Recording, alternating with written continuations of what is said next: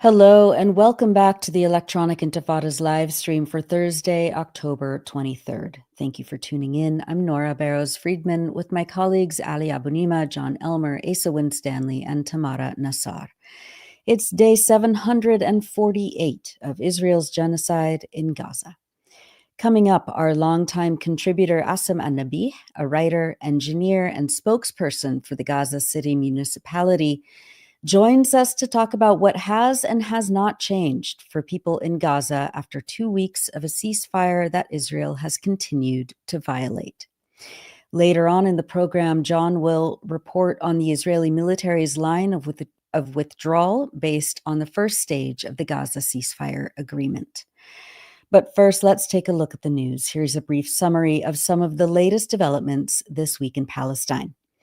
Since the ceasefire came into effect on October 10th, Israel has continued to violate the basic terms of the agreement, including killing and injuring Palestinians while maintaining restrictions on food and humanitarian aid entering Gaza.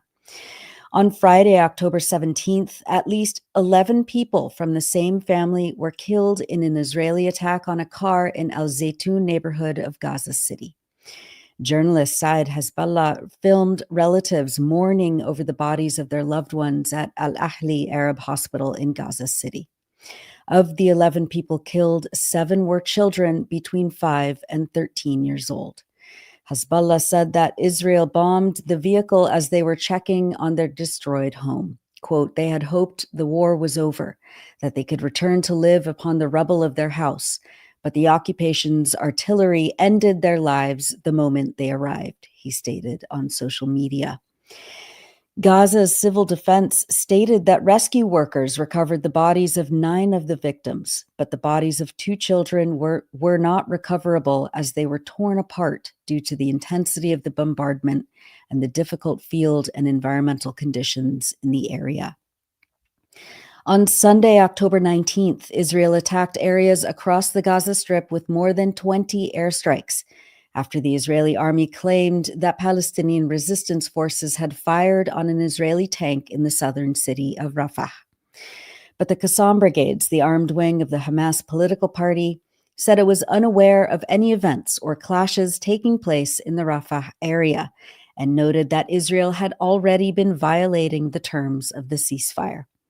According to Dropsite News' Ryan Grimm, the explosion was caused by an Israeli vehicle running over ordnance as the army was demolishing what was left of houses in Rafah. Grimm said, quote, "Soon after the explosion in Rafah, I'm told by a source familiar, the White House and Pentagon knew that the incident was caused by an Israeli settler bulldozer running over unexploded ordnance, contradicting Netanyahu's claim that Hamas had popped up from tunnels." Nevertheless, Israel took the opportunity to conduct massive airstrikes as Prime Minister and war crimes fugitive Benjamin Netanyahu announced that all crossings into Gaza for humanitarian aid were once again being closed as collective punishment. Journalist Ahmed Nofal uploaded this clip of the aftermath of an airstrike in the Nuseirat refugee camp in central Gaza as houses and shelters caught fire. Al Jazeera's Hani Mahmoud said on Sunday that, quote, "fear and panic dominated the scene among people in Gaza during the series of airstrikes." He said, quote, "We've been approached by people, including women and children, who are asking us if the war is back on. Some said now that Israel has got the captives back, they're back at killing us." That's the kind of sentiment we're hearing. People are very concerned in Gaza City after they returned following the ceasefire.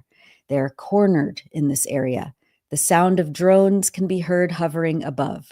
The level of fear is on the rise. Let's not forget Palestinians have endured 2 years of war. They were not even given the chance to breathe with constant attacks. Israel targeted Palestinians in drone strikes while they were retrieving bodies in earlier attacks. Reporter Mohammed Abu Salama captured video of people at Al-Shifa Hospital in Gaza City after Palestinians were targeted multiple times by an Israeli reconnaissance drone near Kamal Adwan Hospital in northern Gaza. The Gaza government media office stated on October 19th that Israel had committed 80 violations of the ceasefire since it came into effect, and that at least 97 Palestinians were killed and 230 injured in those 9 days since. Israel's violations, the media office explained, include shooting, bombing, the use of fire belts, and the arrest of Palestinians, reflecting, quote, its clear desire for escalation on the ground. The media office noted that these attacks had been carried out by occupation forces, quote, using military vehicles and tanks positioned on the outskirts of residential neighborhoods, electronic cranes equipped with sensors and remote targeting devices, and combat aircraft and quadcopter drones that continue to fly over residential areas on a daily basis, carrying out shooting operations and direct targeting of civilians. The Israeli military ended the October 19th bombing campaign after the U.S. White House appeared to have stepped in, Ryan Grim added, conveying to Israel that they knew what happened with the Rafah explosion. Netanyahu said he would reopen 2 humanitarian aid crossings. However, Israeli forces in the so-called yellow boundary line within Gaza have continued to shoot and kill Palestinians. Mahmoud Basal, the spokesperson for Gaza's civil defense, said that 4 Palestinians were killed on Monday in 2 separate attacks, both times by Israeli gunfire, as they were returning to their neighborhoods to check on their homes. Israeli forces claimed they opened fire on Palestinians who allegedly crossed the yellow line and approached troops in 𝐄𝐥𝐿. Al Jazeera reported that Hamas denied knowledge of any such attack, with one Palestinian official accusing Israel of fabricating pretexts to resume the genocidal war on Gaza. On Wednesday, October 22nd, another Palestinian was killed by the Israeli army in the Tufah neighborhood of Gaza City. The Sulala Society, an animal rescue and rehabilitation organization in Gaza, announced that one of their veterinarians, Dr. Muad Abu Rakba, was killed last weekend while trying to go back to his home and gather some belongings. His home was reportedly near the so-called Yellow Line boundary in Jabalia in northern Gaza. John will have much more on the Yellow Line and its implications later on in the program. More Palestinian bodies were returned to Gaza by the Israeli military, showing indications of torture and field executions. Euromed Human Rights Monitor said that its field team observed Israel's handover of 120 bodies from the Gaza Strip through the International Committee of the Red Cross last week, including many unidentified remains. Dozens more bodies have been returned to Gaza in recent days, raising the number to 195. Quote, medical examinations, forensic reports, and observations by the field team revealed conclusive evidence that many victims were killed after being detained, Euromed stated. Their bodies bore clear marks of hanging, rope imprints around their necks, injuries from close-range gunfire, bound hands and feet with plastic restraints and blindfolds. Some bodies were crushed under tank tracks, while others showed severe signs of physical torture, fractures, burns, and deep wounds. Dr. Munir Al-Bursh, the Director General of the Ministry of Health in Gaza, said that, quote, the bodies we received were bound like animals, blindfolded, and bore horrific signs of torture and burns that reveal the extent of the crimes committed in secret. They did not die naturally. They were executed after being restrained. These people were not buried underground. They were kept in the occupation's refrigerators for long months. Mahmoud Basal of Gaza's civil defense filmed the mass funeral of 54 unidentified bodies in Deir Balah on Wednesday. Meanwhile, civil defense teams have been recovering hundreds of bodies from beneath the rubble in Gaza, working around the clock in brutal conditions while lacking the necessary heavy machinery and equipment to complete their missions. Mahmoud Basal said that an estimated 10,000 Palestinians remain buried underneath the rubble, and he condemned the international community's double standards as members of the International Committee of the Red Cross began urgently recovering the bodies of Israeli captives while ignoring the enormous need for recovery of Palestinian bodies. Basal said, quote, "We receive dozens of appeals daily from families pleading for the recovery of their relatives' bodies." He added that he had provided all international organizations with detailed lists of our emergency needs and technical requirements for recovery operations. Quote, "Here in Gaza, humanity is divided by identity. Pain is measured by political standards, and the dead are left waiting for a justice that never comes," Basal said. In violation of not just the October 10th ceasefire, but of course all applicable international laws, Israel's continued restrictions on the entry of heavy machinery, food, essential supplies, medicine, and humanitarian aid are exacerbating the health catastrophe in Gaza. The Gaza government media office stated on Tuesday that fewer than 1,000 trucks, or roughly 15% of all expected aid trucks, have been delivered to Gaza, including only 14 cooking gas and 28 diesel trucks since the ceasefire took effect.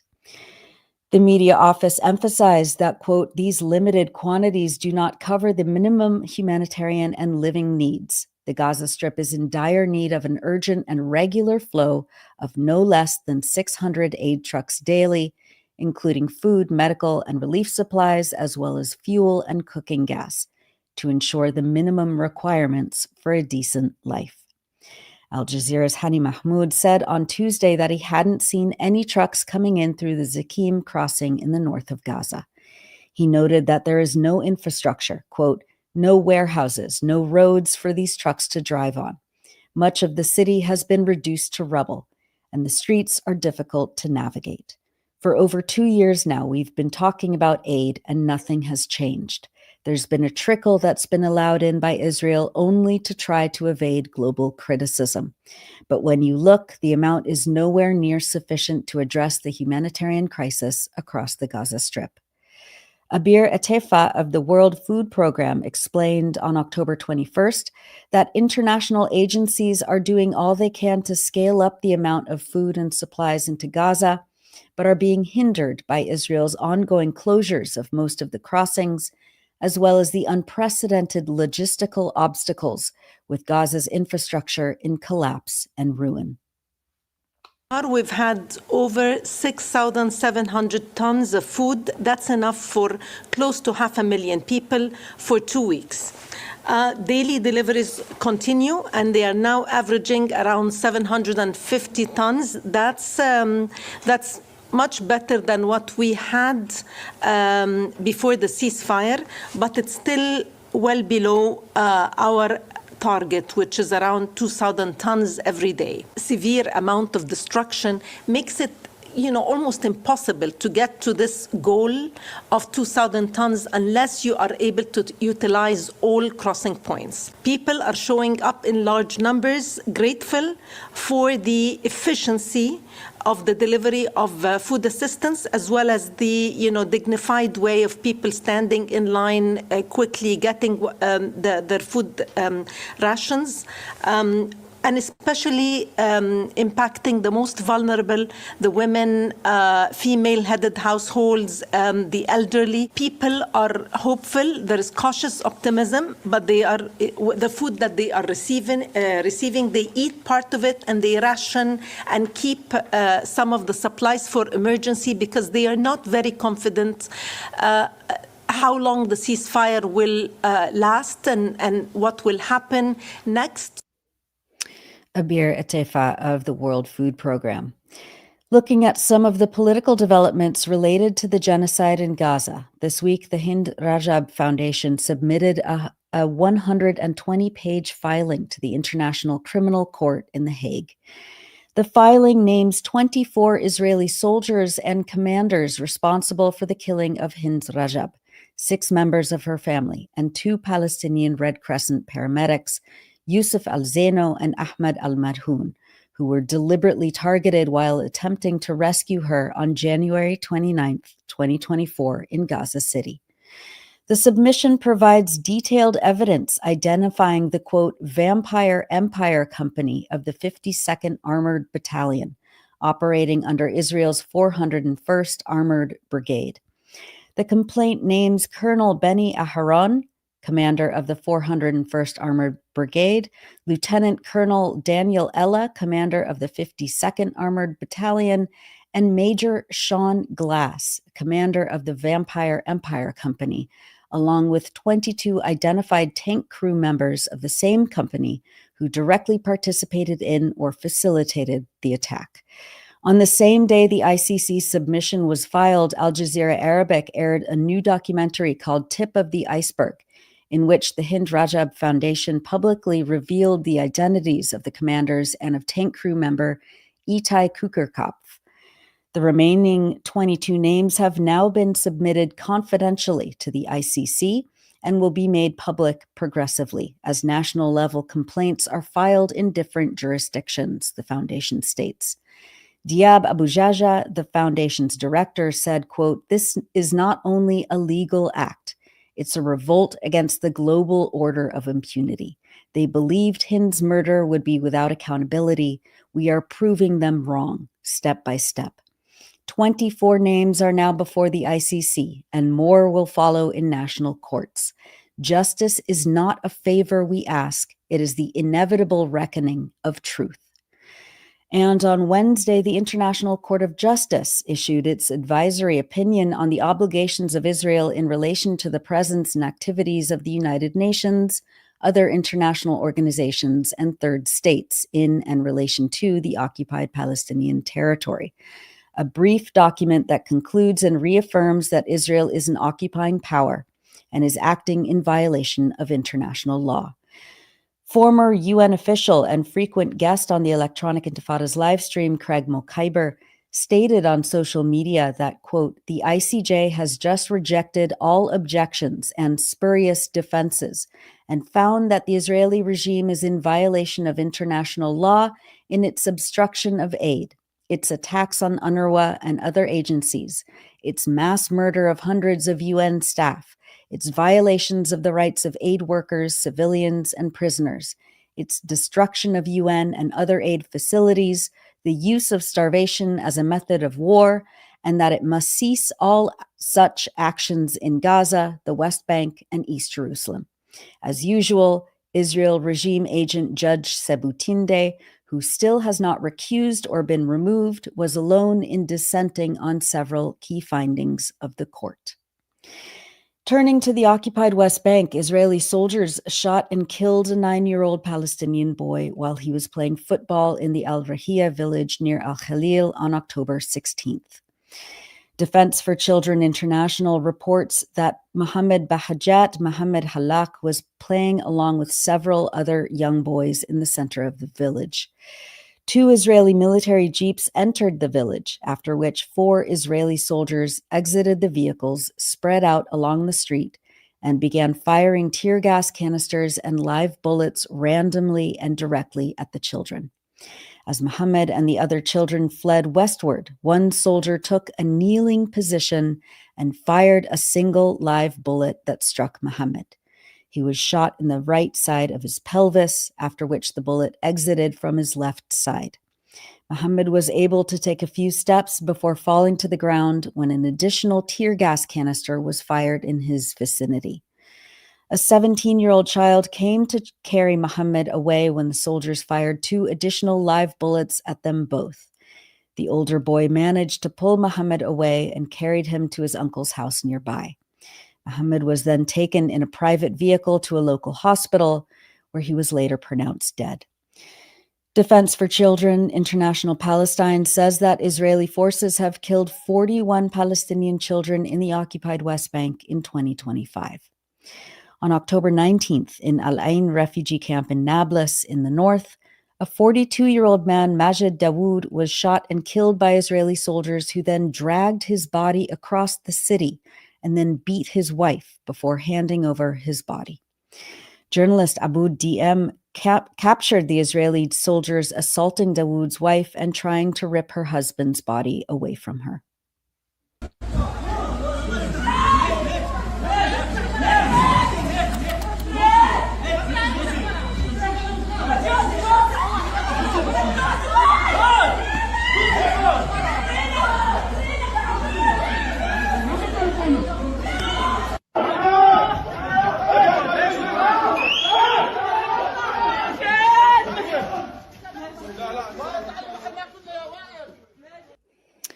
And in the village of Tormosaya, Israeli settlers attacked Palestinians who were harvesting their olive trees, with one settler brutally beating a middle-aged woman, Afaf Abu Alia, with a large stick.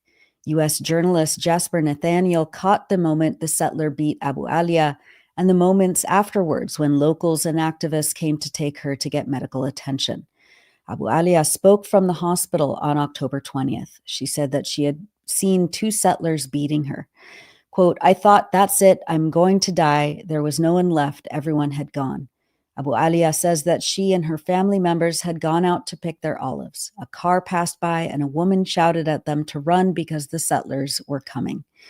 They ran and went to get their car and discovered that their car had been smashed and the tires had been deflated. She says that the army and security forces came and stopped them, but she and her family refused to leave. Then she says that one of the settlers hit her sister with a rock while they rode in a truck. She got up to see what was happening, and that's when the settlers started beating her. عن حالي ارتميت على الأرض مريتش عن حالي اجوا شفت اثنين زموني خوف أنا كنت خلص من مرة وين ما جو يضربوني كنت خلص فيش حدا يعني كلهم طاحوا Oh, come on, don't fucking hit her! Hey! Hey! Hey! Hey!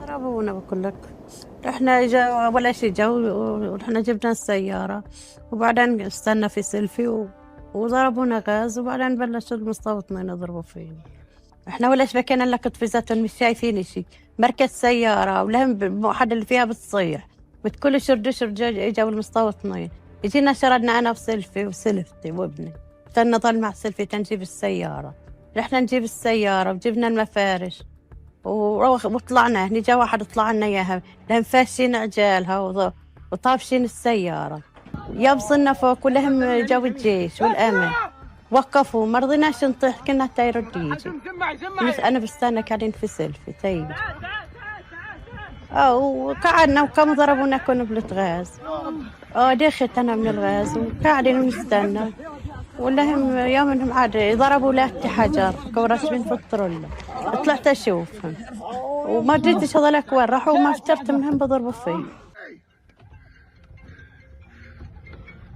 Holy shit! Hey! Oh no.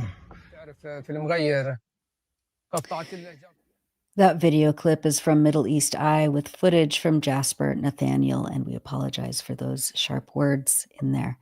Nathaniel was also chased by a lynch mob of settlers while trying to document the attacks. He said that the Israeli army led him and Palestinian farmers directly into an ambush by settlers, then left the scene.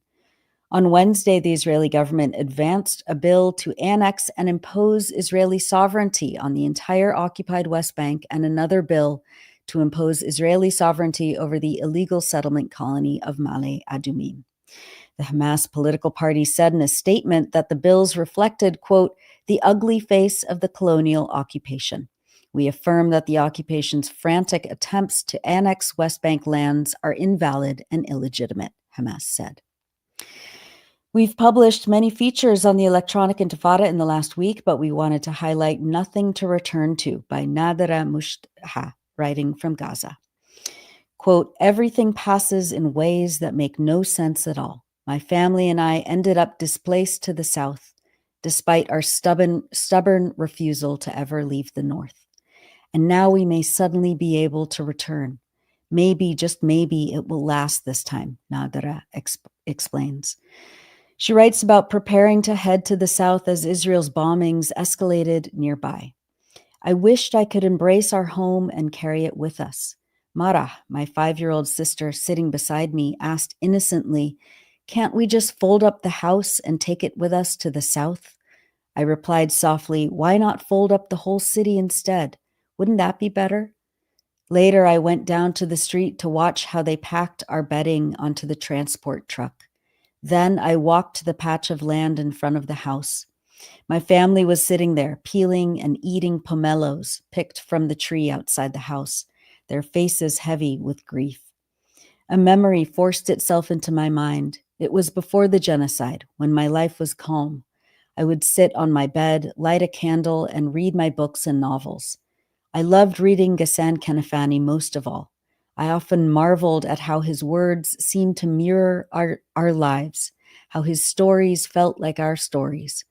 I remembered one of his tales, The Land of Sad Oranges, and how the women wept when the last orange was taken from the orchard. The memory shook me, seeing my family holding those citrus fruits now. Was it possible that citrus would be the last thing we carried with us from our land, too? Our belongings left for the South before we did. There wasn't enough room for us on the small truck. We stayed behind in the house, hoping for another way out, but none came. Finally, after much thought, we decided to go on foot. Our only fear was for the 7 little ones, aged between 5 and 10, too frail for such a journey. We began to walk, my family, my relatives, 31 people in all. There were no streets left, no standing houses, only rubble. So we bade farewell to the ruins that had once been homes filled with life, and we moved on. From the very beginning of the road, exhaustion overtook us. I don't know why. It was a road we had walked countless times before. The heat was relentless. We weren't alone. Many families were carrying their belongings and mattresses, while heavy shelling raged all around us. When we reached Al-Rashid Street, which overlooks the sea, I couldn't believe my eyes. I had only seen part of the area in May. Before the war, Al-Rashid Street was the very pulse of life, bright, lively, full of cafes, restaurants, and wedding halls. Now all the towers lay in ruins. Everything seemed drowned in gray. I looked back and saw Al-Majdal, Ashkelon they call it now, glittering in the distance. The contrast was merciless. My city was buried under rubble and darkness, while over there, a city that was once ours sparkled like stars.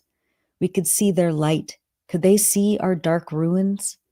Our feet ached. Our backs felt broken from exhaustion. We stopped often to rest on the ground and catch our breath. We saw endless waves of displaced people. Like everyone else, I had set out in clean clothes that quickly became stained with dirt and dust. Hours and minutes passed. We reached Sheikh Ijlin, where we once had a beautiful plot with a large fig tree. The area now had no recognizable landmark.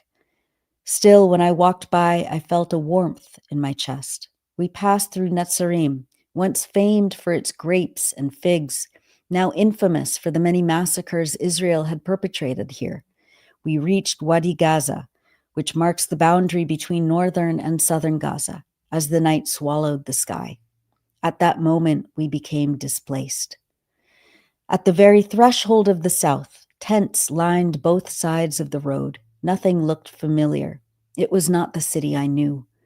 We arrived at the house we had rented from a family in Deir Balah, where we would now seek shelter at around midnight.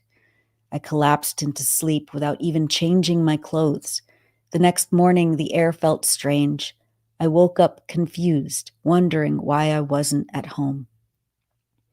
We remain in the south. Our house in Al-Shujaia was bombed in the last days before the ceasefire.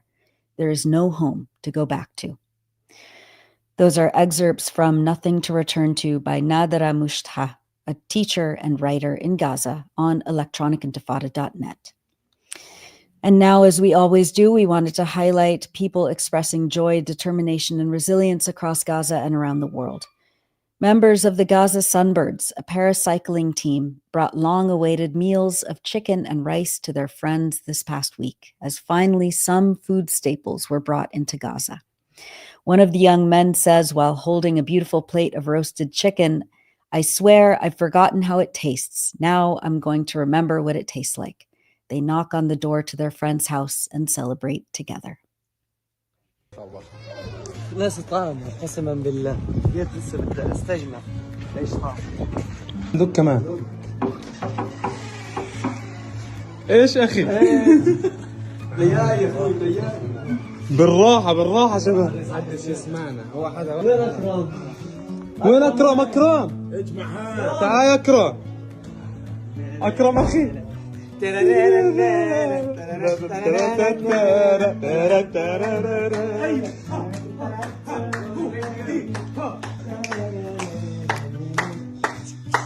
شباب. ايش الدنيا اخوي؟ لبيك اللهم لبيك. هيك بنقول ايش؟ هيك الهدنه دخلت حيز التنفيذ يا شباب. لا بس كملوا. And journalist Sameh Ahmed filmed his young daughter Liane entertaining herself and her dad by pretending that the window in the cloth tent they are using as a shelter is a television screen. Sameh says, quote, "My little girl Liane tries to create her own small world of joy inside the tent. With no electricity or television, she found in the tent's window her own screen.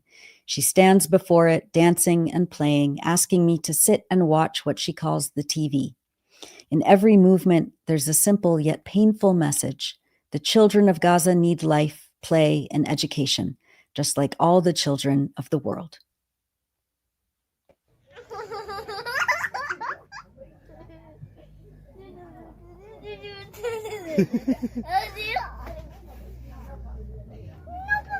يو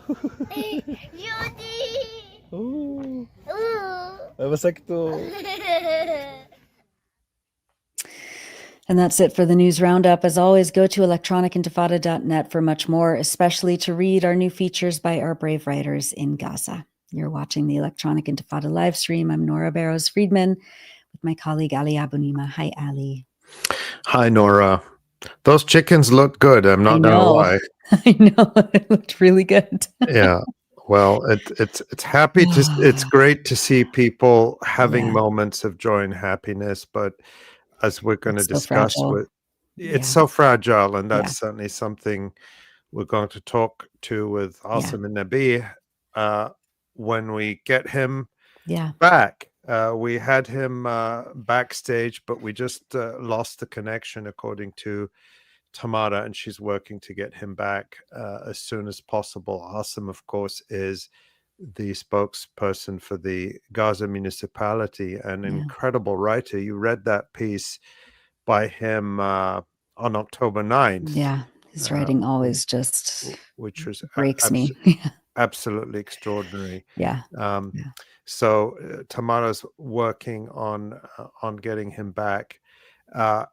And you know, it's one of those things when we're dealing with a live connection from Gaza. We had him on, we tested it, everything was fine, and then he dropped just moments before you finished reading that extraordinary newscast. We'll give it a couple of minutes to see if we can get him back. Otherwise, we may shuffle things around. We have a lot coming up. As you mentioned, Nora, we have, of course, John's report. He's going to talk about the so-called yellow line, the line Israel withdrew to within Gaza, and the significance of that. I'm going to look at some of the other developments that have to do with the wish casting of the Trump administration. Well, I mean, there's clearly a lot going on in terms of trying to get an international force into Gaza. So we're going to look at that. And Asa is going to look at the arrest of a British Palestinian doctor, the latest in the escalation of British repression. So we're going to give it a minute or two and then see what the word is from Tamara about whether we should go straight to Asa and then maybe come back to Asem. We just don't want to lose the opportunity to connect with Asem if we can, because there is so much to talk about. So let's just see. I was just reading some news alerts about the Israeli military, again, whether it's like jamming, cell phone tower signals or dismantling whatever, cable infrastructure that Palestinians have repaired over and over and over again for people to get, a scant amount of internet or cell service in Gaza. So that's happening again today. And that's probably why it's so hard to reach Asem. So maybe we should go to Asa first. Yeah, and see if we can get him back. Let's do that then. Yeah. Hi, Asa. Hi, Asa. Hi. So tell us quickly what you've been watching. As you know, repression in the UK is quite a sight to see these days. Pensioners are still being arrested for carrying Palestine action signs or wearing shirts that say "I support Palestine action," and members of the medical community are being targeted and arrested. Tell us about what happened over the weekend and what you've been spotting. Yes, that's right, Nora. Well, it's the sort of Germanification of Britain in terms of repression of Palestine solidarity, or we could say the Israelification of Britain. And it's targeting both Palestinians and solidarity activists in the UK, and it's now spread to the NHS, Britain's National Health Service. On Tuesday, police raided the home of British Palestinian medical doctor 𝐓𝐡𝐞 𝐄𝐥𝐿 The arrest came 2 days ahead of a medical license tribunal that she's been subject to, or re-subject to, we should say. And it seems, to me anyway, to be a clear case of political interference triggered by Israel lobby complaints. And that tribunal took place today, and it may still be ongoing. We're sort of trying to follow breaking news from that. We could potentially give an update at the end of the stream if anything has come out of that. But it does seem that she's going to be pursued further within that medical tribunal for some time. Before we get into a bit of the context, let's have the video of her arrest from Tuesday. Power. Euros pound. And what? Sorry? She's under arrest. Why? She's under arrest for 4 offences: malicious communication ×3, and for inciting racial hatred. I will explain to you everything. I just need to get custody on you because, like I said, I don't know what exactly in the house. So, Section 1 of the Malicious Communication Act and Section 127 of the Misuse of Public Communications Network. Again, on the 21st of July, at a pro-Palestine protest, which took place outside the Foreign and Commonwealth Office in King Charles Street, he gave a speech which amounts to calls for the eradication of Israel and implied support for all those involved in armed resistance against Israel. And what? Israel? For Israel, the entity of Israel, the state. Israel, another place? Sorry. I thought it's for the UK. And implied support for all of those involved in armed resistance against Israel. No. Including organisations such as Hamas. Again, like I was in front of the police when I gave that You speech. say that this is what you're doing for Israel. We're Palestinians, We're not going to talk about and we've defense had now. our family members and friends murdered, and you're doing this for Israel. We're not to MP West treating comments that could be interpreted as anti-Semitic, including anti-Semitic tropes which could be considered grossly offensive in character.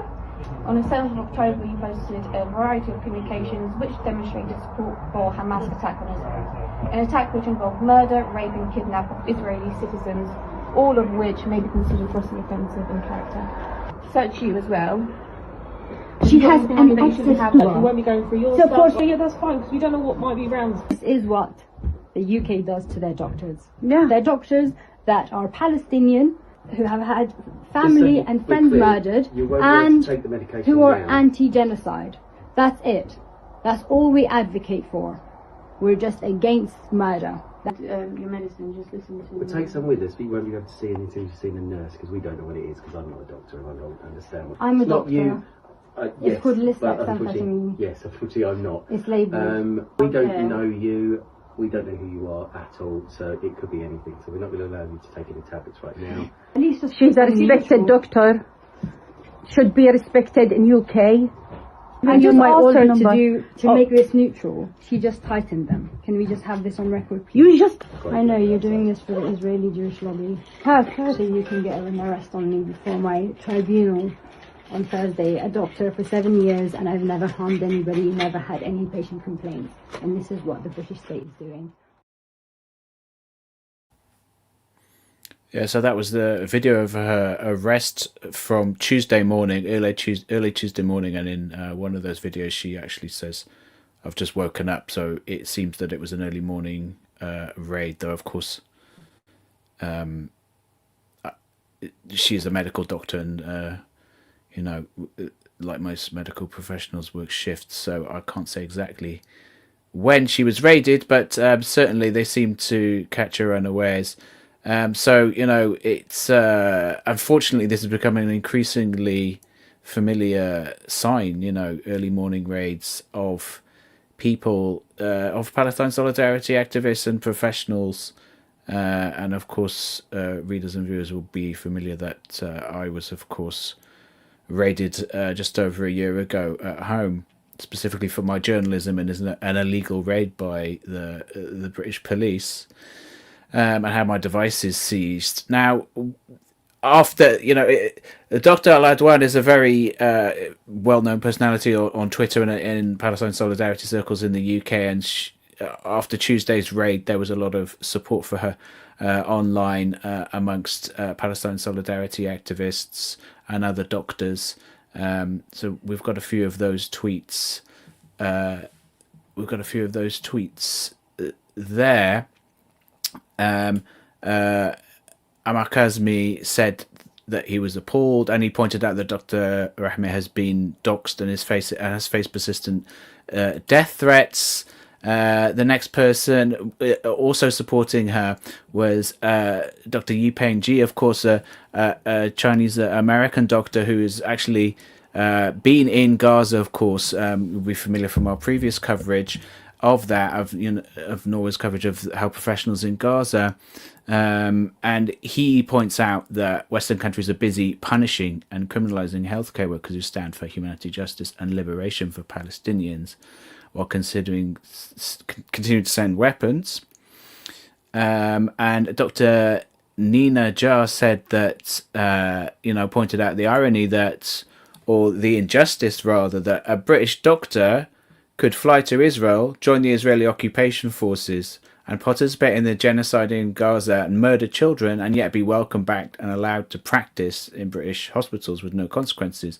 But a British doctor who speaks out against the same genocide gets arrested. Saeed Siddiqui is an activist in the Green Party, a former Green Party candidate for Parliament, called it absolutely scandalous and pointed out that a similar thing had happened to him due to political interference by Labour Party politicians. And finally, Liane Mohammed.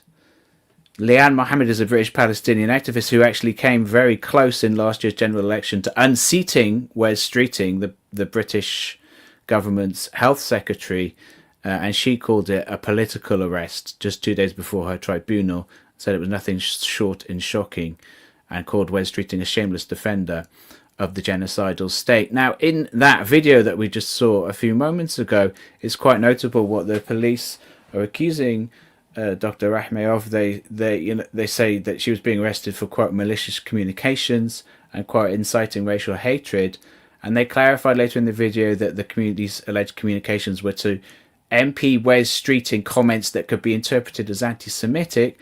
And they also, another notable thing was that they also alleged that she made comments on October 7th supporting what they called the Hamas attack on Israel, which they claimed involved, quote, murder, rape, and kidnap. Well, this shows, as we've covered on this live stream repeatedly, the idea that there was rape by Palestinian fighters on October 7th, 2023 is a complete fabrication, which has been debunked time and time again by us and by other independent media. As we've repeatedly covered, there is still absolutely no evidence, no reliable evidence whatsoever of even a single rape taking place on October 7, 2023. And actually, there's no allegations of rape. There's no concrete allegations of rape. There is neither a named nor an anonymous victim of rape on October the 7th, 2023 that has ever come out in the press anywhere. So, you could go to our past reports about that. So it's very significant that this this lie about this deadly genocidal lie, this warrant for genocide pushed by the Israeli state, is now being used to arrest a British Palestinian doctor in the UK. Now, Dr. Al-Adwan has been very vocal online about her support for her people in Gaza and in the rest of Palestine, and against the influence of the pro-Israel lobby in the UK. And because of that, she seems to be the current public enemy number one of the Israel lobby and his political servants in the UK. And now the wider context here, in her case, is that the anti-Palestinian lobby group UK Lawyers for Israel referred to her, was the one who referred her to the GMC in the first place, the General Medical Council, which is the regulatory body which decides who can practice medicine in the UK. And this was purely over her views, over her opinions and her expressed opinions. She wasn't accused of any medical malpractice, yet despite a massive national media campaign against her, with dozens of scare stories in the national press, she won her case at the GMC last month. And as her lawyers explained in a Twitter thread, the tribunal, the independent tribunal system, concluded on the 25th of December exonerating her. And they found that her social media posts had posed no threat to patient safety, that she had had zero complaints from any patients, and there was no evidence of misconduct, and that her right to free speech was protected under the law. And yet, in a striking abuse of the supposedly independent tribunal system, she was re-referred to the GMC 12 days later, and based on no new information, they just were considering the same evidence over again. And this came after more pressure from Israel lobby groups, including UK Lawyers for Israel again, and the so-called campaign against anti-Semitism. And this is one of the things they've written about her online. And of course, viewers may remember that the campaign against anti-Semitism, the badly named campaign against anti-Semitism, which is actually a campaign against Palestinians, is the same group and it's an Israeli state-funded group indirectly via the Jewish National Fund. Viewers will remember that it boasted in December 2019 to have slaughtered Jeremy Corbyn at the ballot box. That was the words of one of their key campaigners, activists, one of their key figures, Joe Glassman. The Israeli pressure was then implemented by Wes Streeting, the Labour government's health secretary, who's often touted as a possible successor to Prime Minister Keir Starmer. And now, like the CAA, Streeting wrote to the GMC threatening a judicial review of the tribunal's decision to exonerate Dr. Al-Adwan. And her lawyers said these threats were based on extremely legal grounds, but were a clear indication of political interference. Now, as we've reported in the past, Streeting has, of course, for decades been a fixture of the UK's pro-Israel lobby, going back to his student days and his work against boycotts of Israel. And as Declassified UK reported last year in this story by their reporter at the time, Matt Kennard, Streeting has been financially backed by the pro-Israel lobby too, to the tune of at least £30,000 that we know of. I think that's around maybe $40,000, something like that. And this is obvious political interference in the ostensibly independent tribunal system, and of the worst kind, on behalf of a foreign genocidal power. Dr. Al-Adwan revealed online after her arrest on Tuesday that the police treated her badly, depriving her of water for 6 hours and even preventing access to her medication. They also made a point to say they're informing the GMC of the arrest. So this seems to be quite clearly an attempt to influence the decision of the GMC tribunal today, and she was released later in that day, so she's not in prison any longer, thankfully.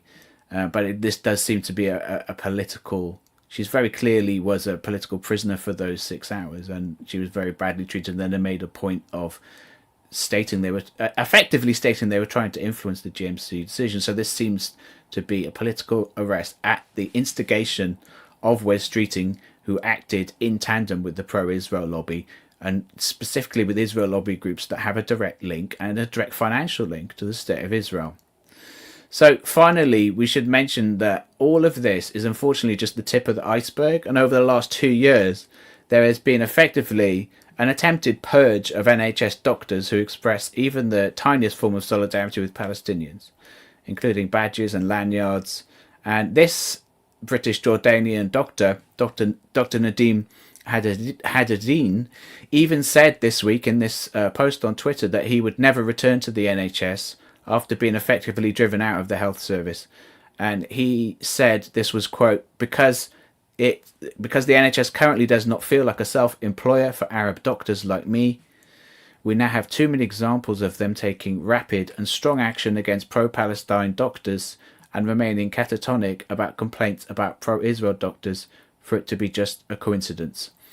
Now, as I've been warning for years, the purge that the Israel lobby funded Labour right-wingers like Wes Streeting started in the Labour Party membership during the Jeremy Corbyn years has now spread to wider society.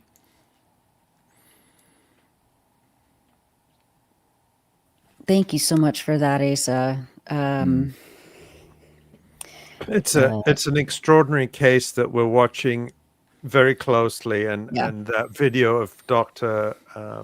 Rahman's arrest is absolutely incredible. And I think we'll have more to say about that later, but we're going to go straight to Asem now, Asa, just so that we don't lose him again, and definitely going to want to come back and comment on this. Yeah. Thanks, Asa. Ali, why don't you introduce Asem? All right. Do we have Asem now with us? Yes. Just confirming. All right. Well, well, very quickly, I'm just going to cut straight to the point and just remind people who Asem is. He is a writer, an extraordinary writer, an engineer, a PhD researcher, and the spokesperson for the Gaza municipality. And he is a long-time contributor to the Electronic Intifada. And just for those who are joining us, I'll of course remind you that you're watching and listening to the Electronic Intifada live stream. And I'm Ali Abu Nerma, here with my colleague, Nora Barrows-Friedman. Asem has remained in Gaza City throughout the genocide over the last 2 years, working with his colleagues in the Gaza municipality to serve the people there. And let's just bring him straight on so we have as much time as we can with him. Asem, welcome back to the Electronic Intifada live stream. Yeah, I'm glad to be with you again. And you said just you don't want to lose me. I think you lost your chance to lose me. I'm like, inshallah, the genocide is over. So inshallah, may God going to always protect you, Asem. And alhamdulillah, salamtak. We're happy to see you in this slightly better situation than the last time we spoke to you. But really, the question is, how much better is it? I think that's a question that you've been asking. So we're really glad you could join us. And Asem, a few days ago, you wrote the following. You said, like most survivors in Gaza, I've been living with a strange, hard-to-name feeling since the ceasefire was declared. Something between disbelief and disorientation. It's as if we're all stuck in a quiet limbo, asking ourselves, what next? Asem, talk about what prompted you to write those words. What are you and the people around you feeling about the situation right now and the immediate future? Thank you for having me tonight. It's a lovely day in Gaza now. It's like the weather is perfect. And I promised my son to tell you that story. Today I was telling him that I will be the host in an EI live stream. And he just laughed and he told me that, Baba, you should practice because your accent is too funny. And I'm not sure if the Americans can really understand you. So please, so I told him, no. I'm sure at least I can explain myself. He is 10 years old, and I told him I will tell Ali to host you someday to prove yourself. So I promised him to tell you, and I did. He's welcome anytime. The door is Asa. always open. Yes.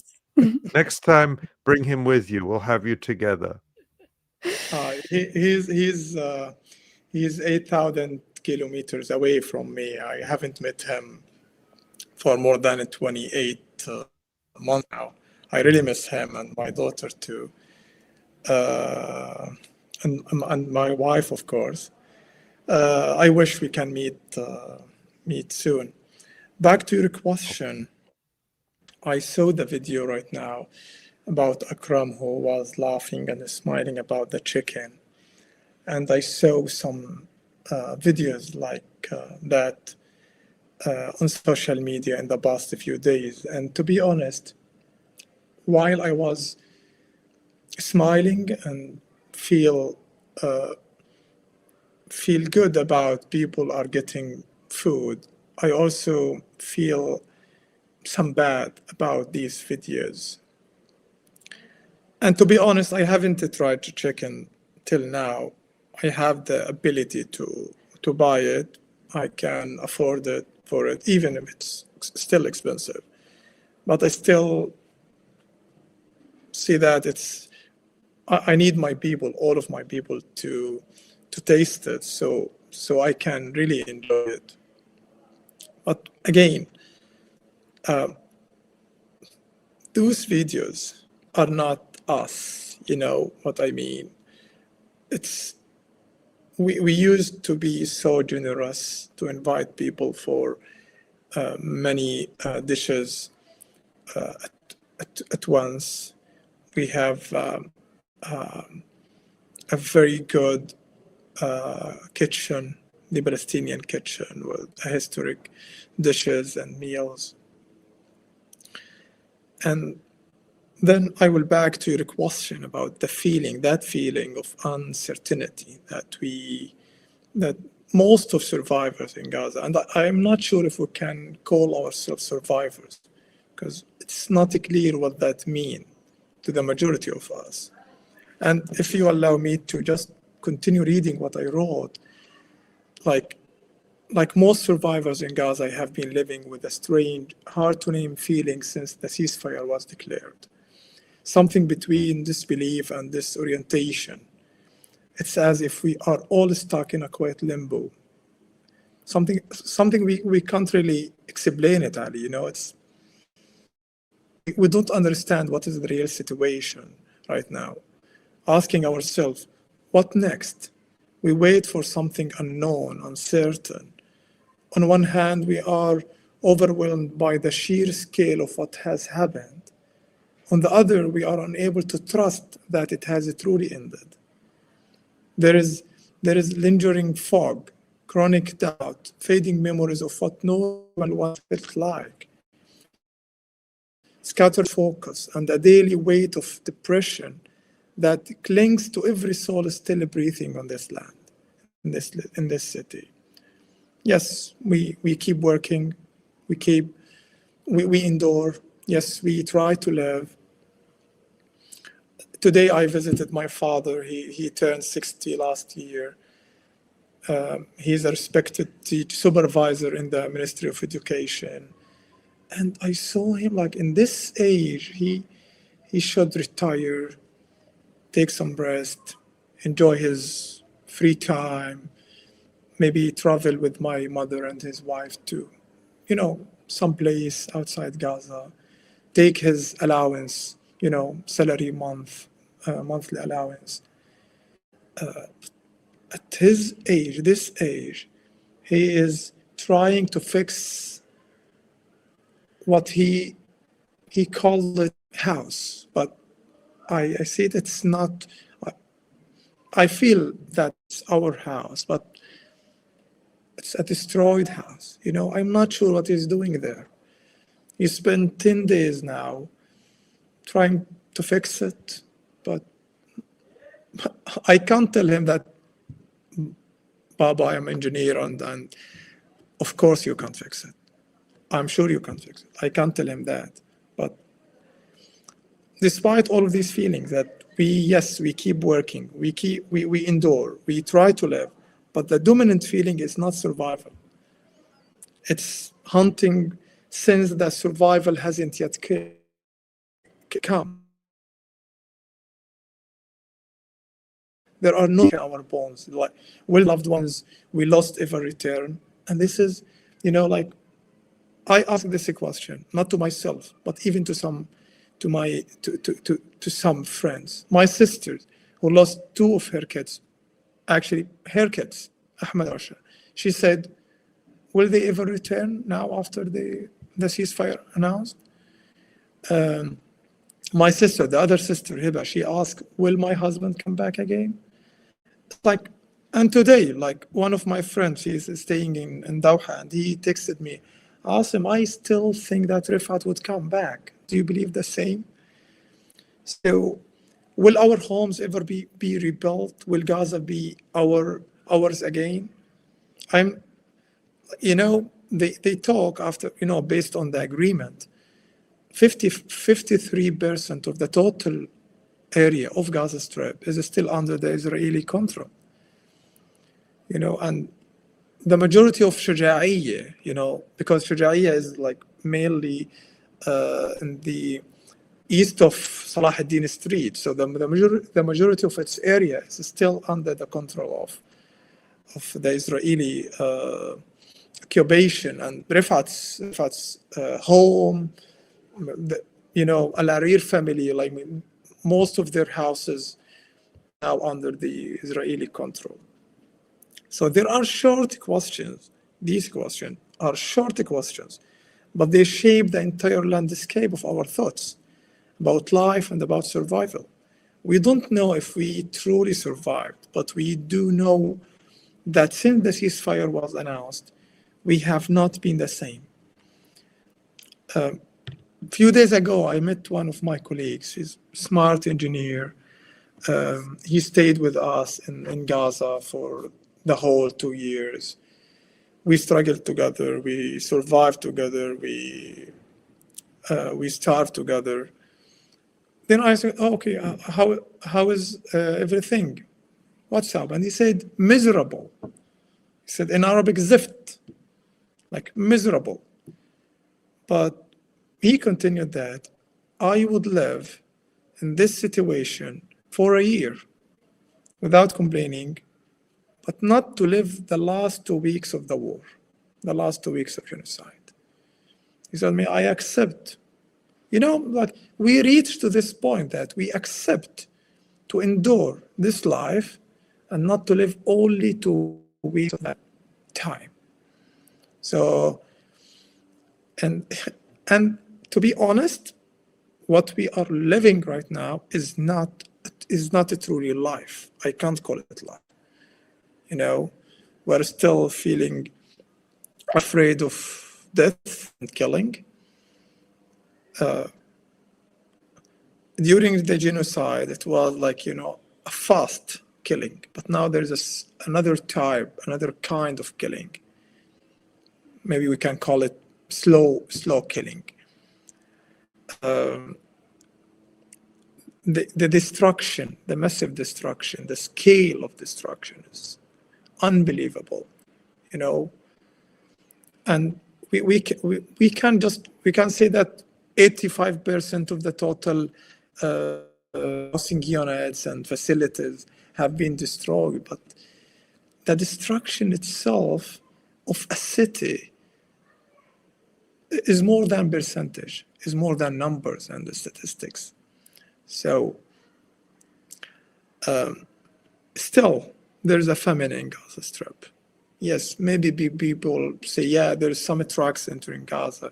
We need, before the war, in the normal situation, we used to get more than 500 trucks daily. Now, less than 100 trucks come to the city, and with limited options, with high prices, most of people can't afford to buy the basics right now. So there is a good engineering for the famine and the starvation in Gaza. They know how to manage starvation in Gaza. They can show trucks entering Gaza, checking in the markets, some vegetables and the fruits. But if you take a survey and ask people, I hope someone can do that. I can tell you the majority of people can't buy these products, and the majority of people can't afford it. And again, what is the aid? You know, they say there's aid. No, there's some products enter to the, you know, the sellers and businessmen. So where is the aid? You know, we are already 2 weeks after the ceasefire. So where is the aid? The medical aid, the resources that we need in the municipality. This is another aspect of suffering. Now, people can't reach their houses or what remain of their house and neighborhoods because the municipality can't open the closure roads. Israel has destroyed 85% of the total heavy vehicles for Gaza municipality. And what remain is like, you know, few vehicles with, you know, very old, need spare parts and a lot of maintenance after 2 years of unbelievable efforts. Most, like more than 70% of the area in Gaza City without water right now. So even if you would return to your area and put a tent there, there is no water. And you can't reach your area because the road is not open yet. So we at the Gaza municipality, we have limited resources, very limited resources. We prepared a full list with details, engineer details and technical details. We discussed this list with the NGOs and the international associations, and we provided that list to the governments, to the NGOs, to everyone actually, and we posted in our website. And we got a lot of promises that after the ceasefire, you will get what you need to serve your people. But we already 2 weeks after the ceasefire, and I can tell you we got nothing, zero. Okay, we asked for heavy vehicles, for sufficient amount of fuel, for spare parts, for equipment and materials for maintenance of water networks, sewage pumps, water wells, and all the other facilities, especially the civic facilities, and no answers. So that's what we feel right now, you know, uncertainty. People, they walk and they can't believe that they already survived. But again, what is the meaning of surviving for them? You know, they lost their loved ones, they lost their houses, they lost their city, they lost even the basic services, water and sewage treatment, and solid waste management, the basic services. So I can understand my colleague when he said miserable, but he would accept that because he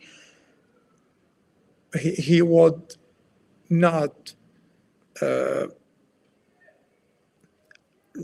live in a genocide, you know. So the situation is very difficult, and difficult is not the term to explain the real situation. Maybe I need to ask Yad to give me some words and vocabularies to explain the reality on the ground. But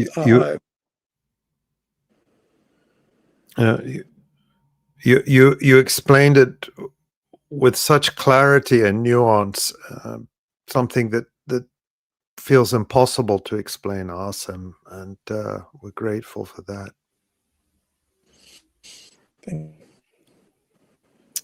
I mean, I just keep thinking about the image of your dad, you know, trying to salvage what's left of his home and his belongings and the things that he's collected and cared for over so many years, and not wanting, to believe. I mean, of course, that he'll have to start over again. And I think that kind of encapsulates so much of I think everyone's experience there, that like, how do you even begin to repair, not just the physical landscape of a community, of an urban area, of landmarks that you've grown up with your whole life, but repair your own, I don't want to get sentimental, but like your own heart, that has been broken in so many ways. Everyone has experienced loss and trauma and pain, and so you're dealing with repairing yourself, repairing your community, and trying to repair all of the different blocks of life in a place that has been so battered for not just the 2 years of genocide, but over decades and decades and decades of these kinds of assaults and attacks and attempts by, one Zionist, politician after another, trying to wipe out people in Gaza for once and for all. And I mean, how there wasn't a question in there. It was just basically just a reflection and appreciation for how you explained and articulated what's happening. I mean, how do you talk to your kids, who you said are in a different country? They left before the genocide. How do you explain to your kids and your wife about all the things that they've known about Gaza City, about 𝐄𝐥𝐤𝐈, about their schools and their parks and the museums and the beach? I mean, what do you say? Iyad is 10 years old, and Furat is almost 5 years old. We tried our best to explain the situation in Gaza, because it was very important for me to understand what their people, what their family are enduring during the past 2 years. Yes, you can tell me that, they are 2 young kids. Yes, I understand, but they must understand. And we should explain to them the real situation. That's our responsibility. That's what my father and my grandfather used to tell me about the truth and the facts, and that's what should we all do with our kids right now.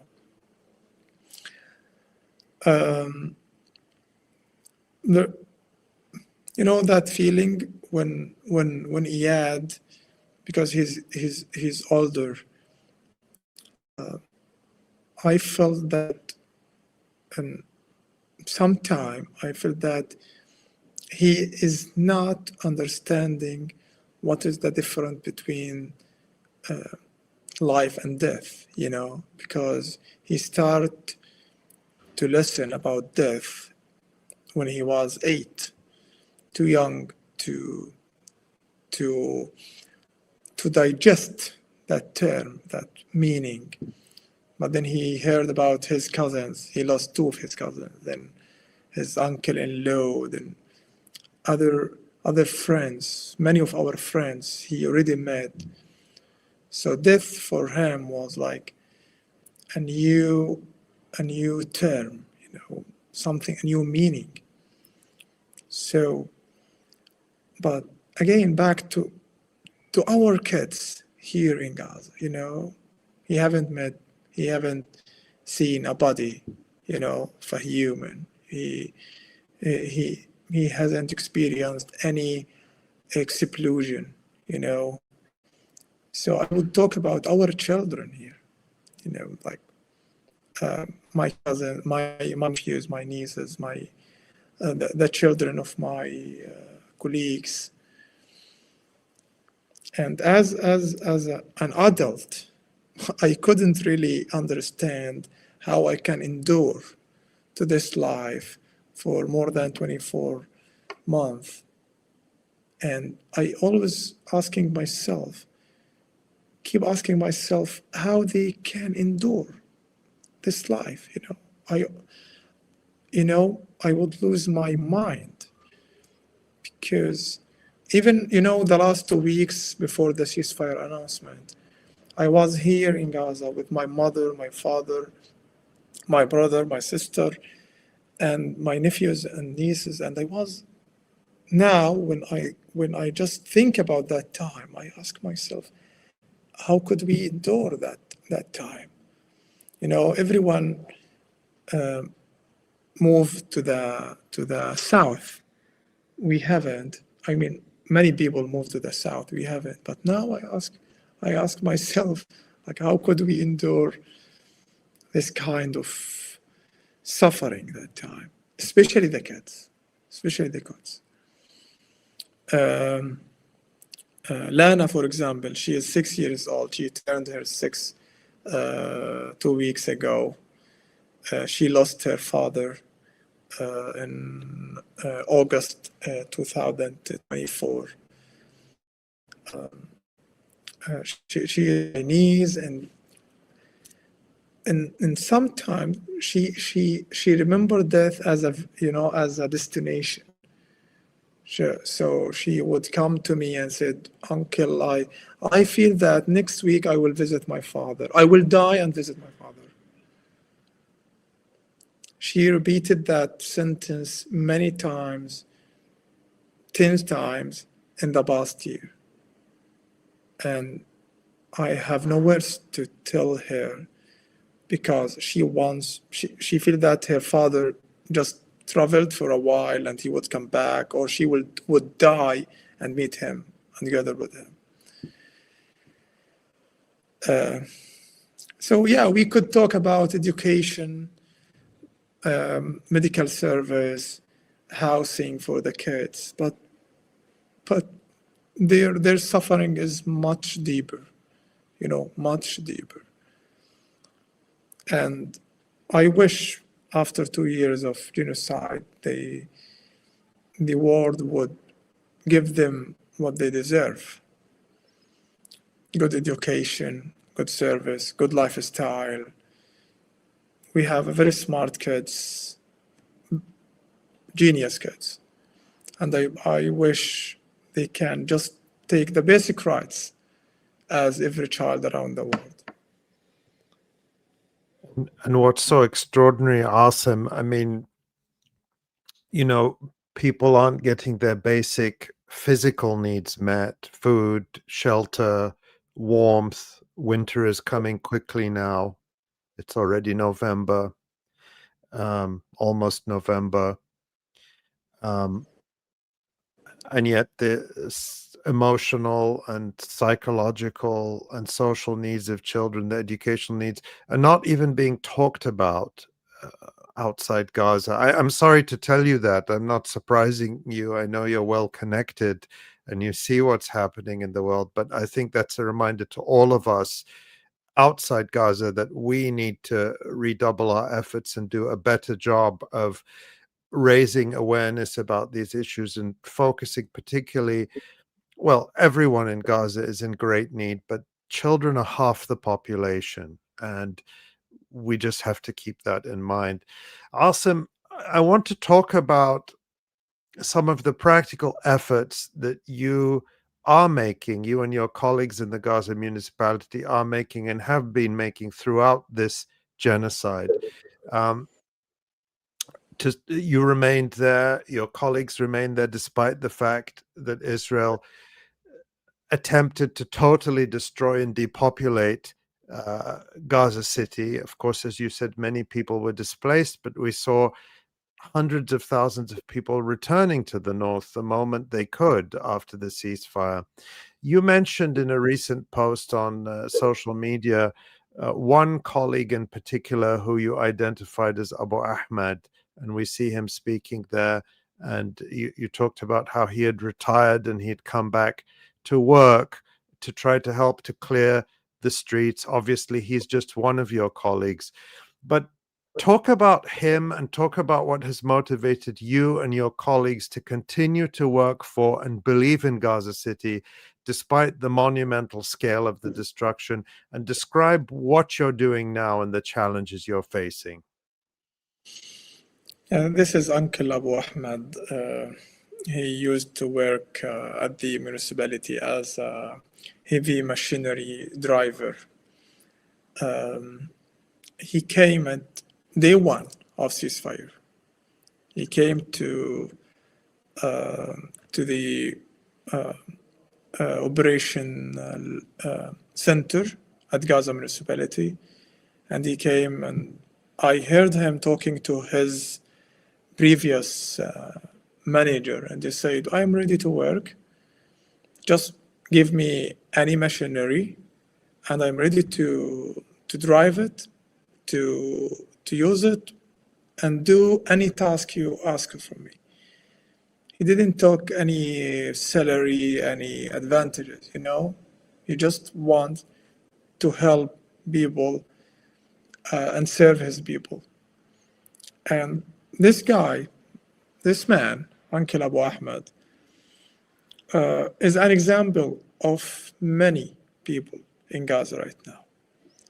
During the genocide, maybe 1 month ago, I was sitting in my temporary office, and a young girl, like a girl maybe in her 20s, freshly graduated as an engineer. She came to the office and she said, I want to volunteer in anything.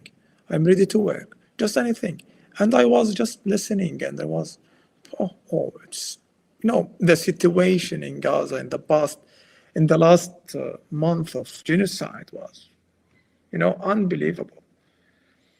But she's a girl. She came to the municipality, offered her, you know, skills to do anything. She said, I'm ready to work at any sector, any field.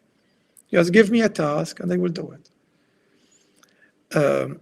So Abu Ahmed, that girl, and there are many of our people who would like to serve the city, to rebuild it. We have professional engineers. We have very good workers, technicians. What we need is the resources. And talking about the resources, it's very important to understand that the half of the population are staying now in Gaza City, while we have limited resources and we are facing a massive and intensive destruction in all of our facilities and of all of our machineries. And we don't have sufficient equipments for maintenance and all the civic facilities repairs. But we have that feeling that we must do something to serve our people. Because of that, we use some manual tools to sometimes to dig in the roads, to open some water networks. We invent some, you know, maybe it's not permanent solutions for water wells and sewage pumps, but we invent some solutions just to fix it for a while, just, you know, to skip this time, waiting for the resources coming later. But I would be clear about that. The people, the suffering of people in the past 2 years would continue, maybe maybe more. After the ceasefire, if the Gaza municipality and the other service sectors in Gaza Strip didn't get their resources and their needs, yes, you can say the genocide is not as was in the past. Yes, that's true. I confirm it. But the suffering of people would continue after the ceasefire if our crews and our staff didn't get their needs to provide people with the basic services. We would work to alleviate their suffering, but without these needs, and I would repeat it again, heavy vehicles, sufficient amount of fuel, spare parts, equipments and materials for maintenance, generators, all of these needs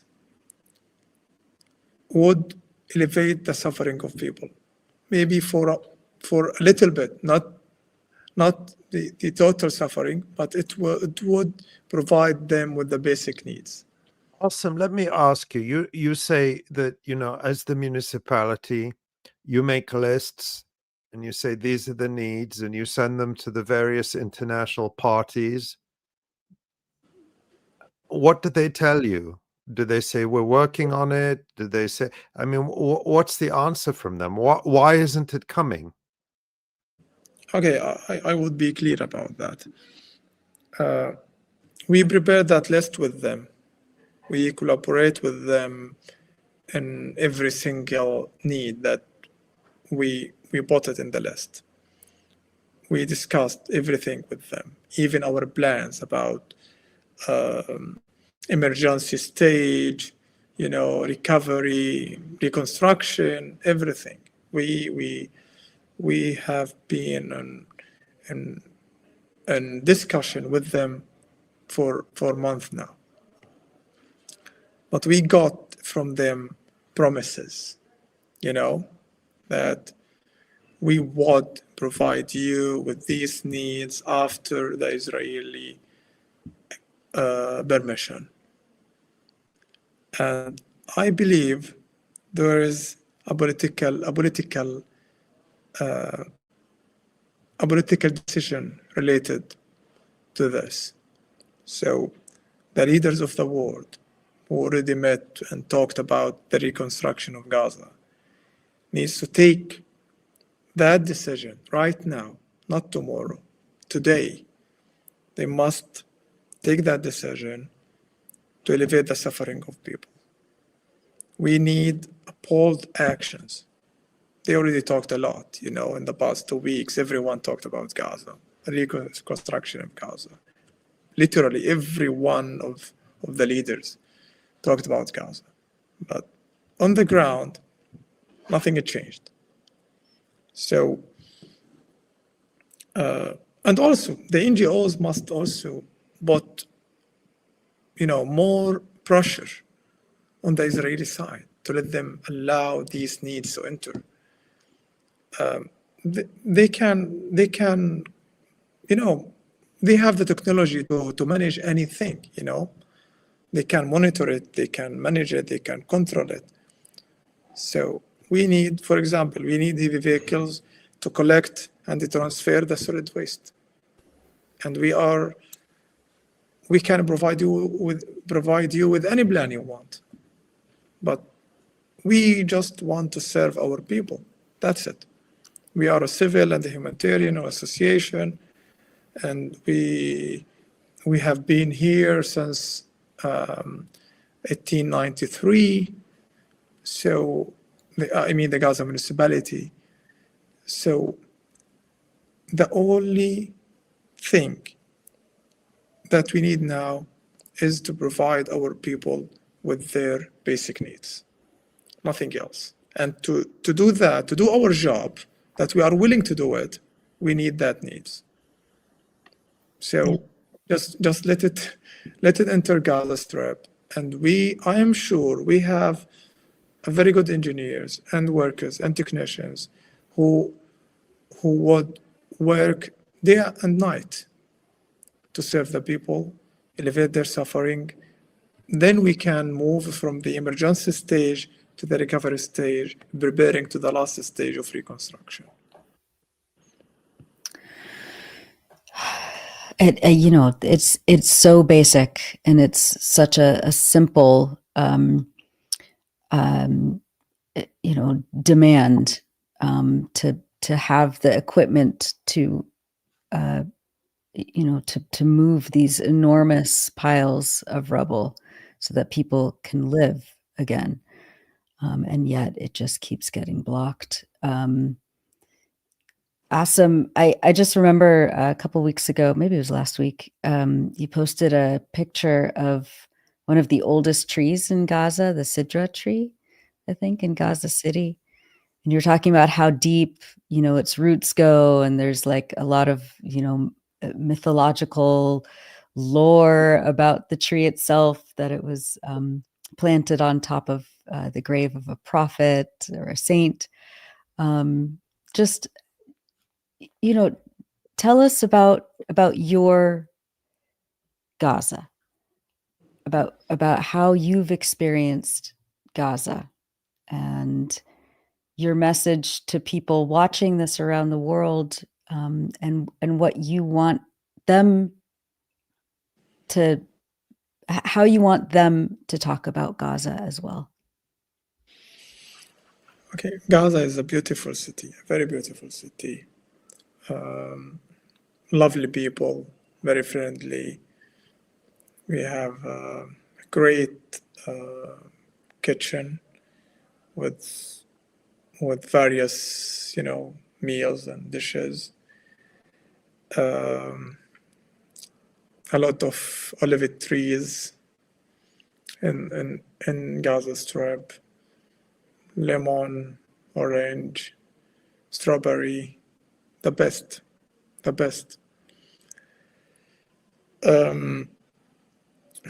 Now what we can see is only destruction, horrors, graveyards, makeshift graves everywhere, in the streets, in schools, and in hospitals. You can notice that it's the land of graves right now. But still, you can feel the scent of the city, you can smell the scent of Gaza. Its soul is still here. I can feel it. Everyone can hear it. I think you can hear it too. You can feel that Gaza is an eternal city. Nobody can kill it. They have tried, not in this century, but many people tried to kill and destroy that city. And the Sidra tree, is an example, Some people used to say that it's 1,000 years old. I spent my childhood nearby, maybe 500 meters from this city.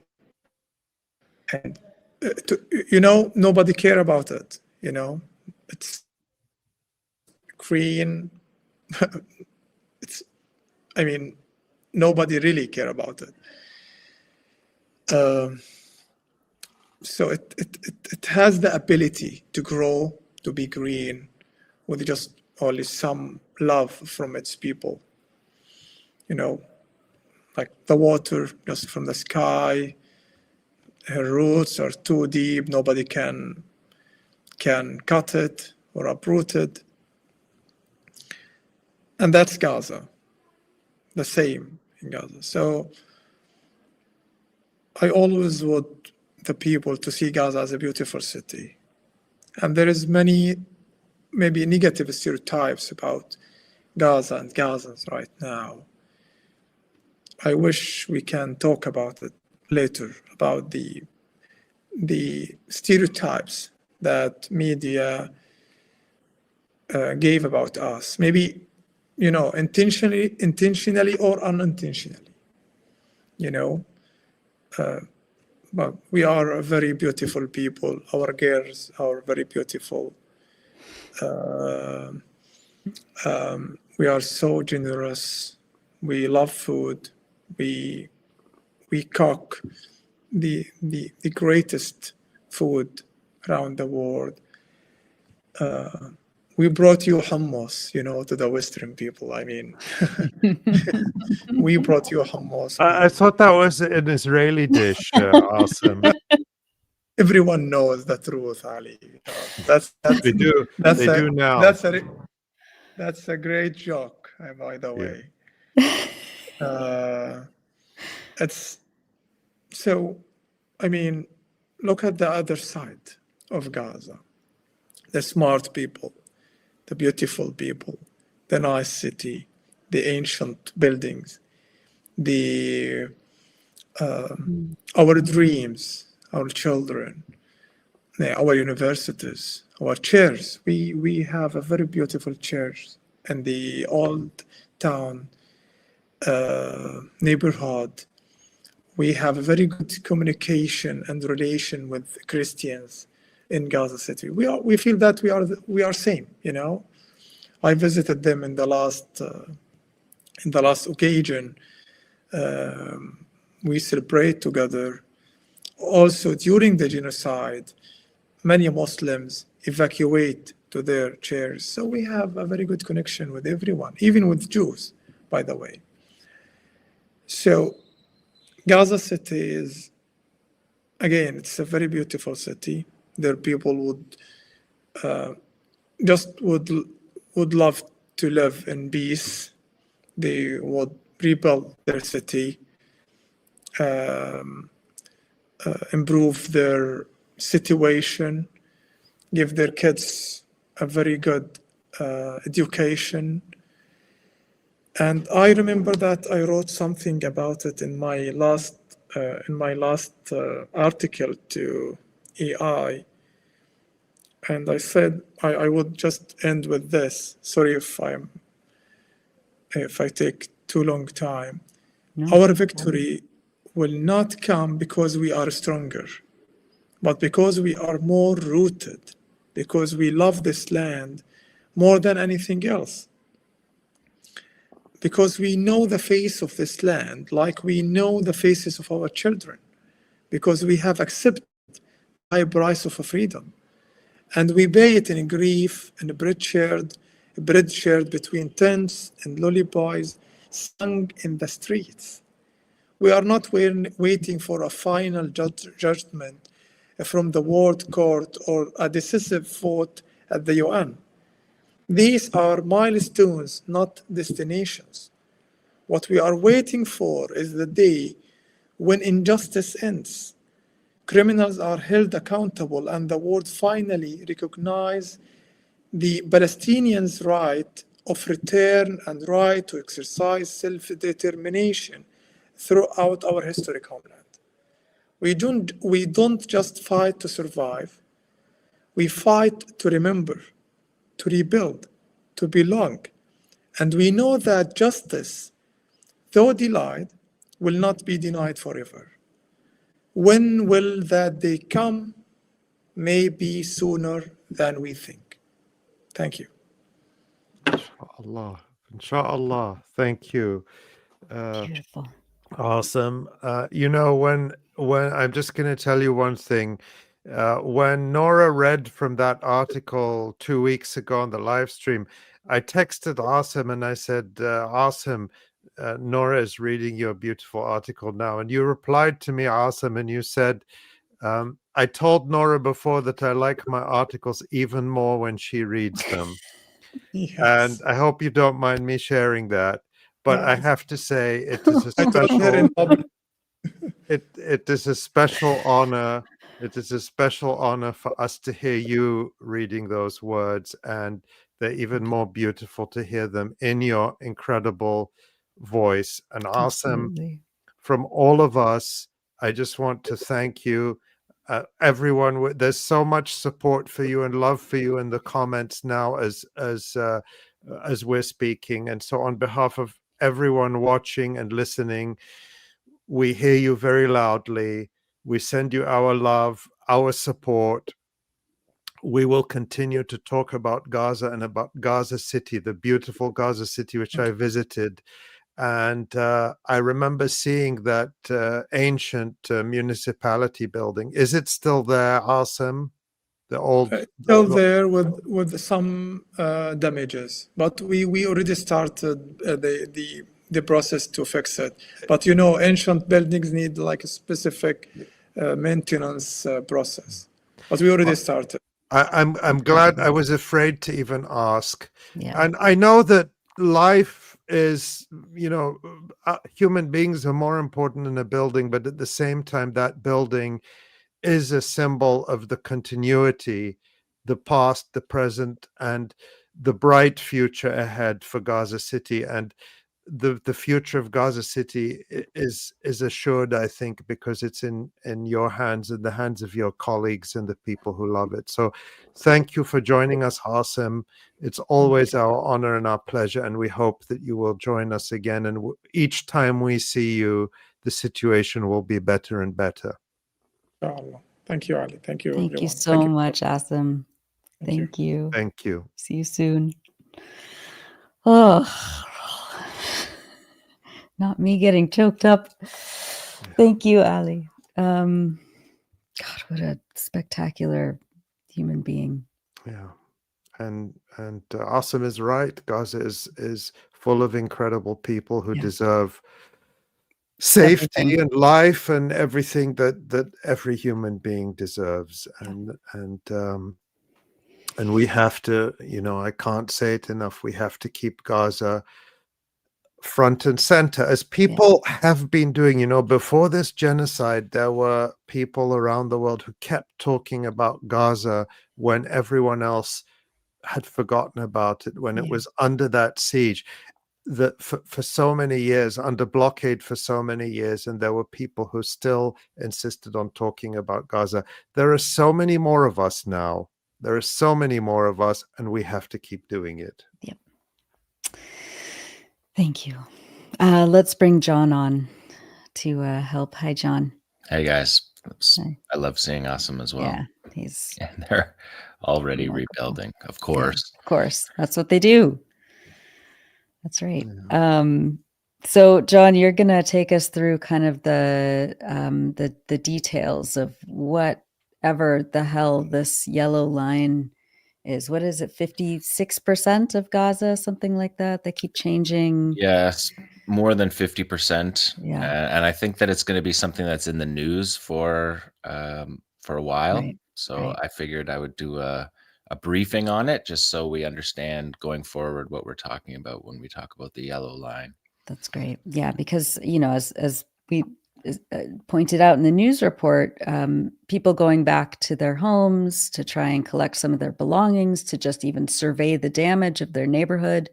If they, you know, take a step in a 10-foot arbitrary way, they can get sniped. And that's been happening over the past week and a half, 2 weeks. So walk us through what the yellow line is, what it means, and where we're going from here. Okay, let's do it. Take it away.